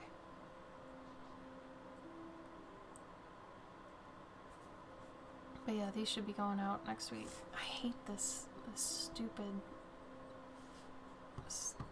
shadow right here. It makes my pieces look darker in areas it's not.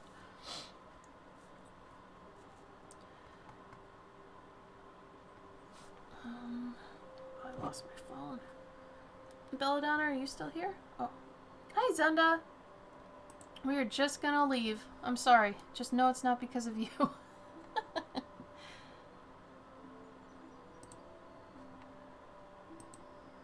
Alright, cool. I think I'll just add the gold then. I really don't want to ruin it, because if I add in this color, it's gonna be just crazy too dark, and it might throw the whole thing off. It's okay, Sarah. 3 hours ago. I stream 3 hours ago. Every Saturday. It was thoughtful.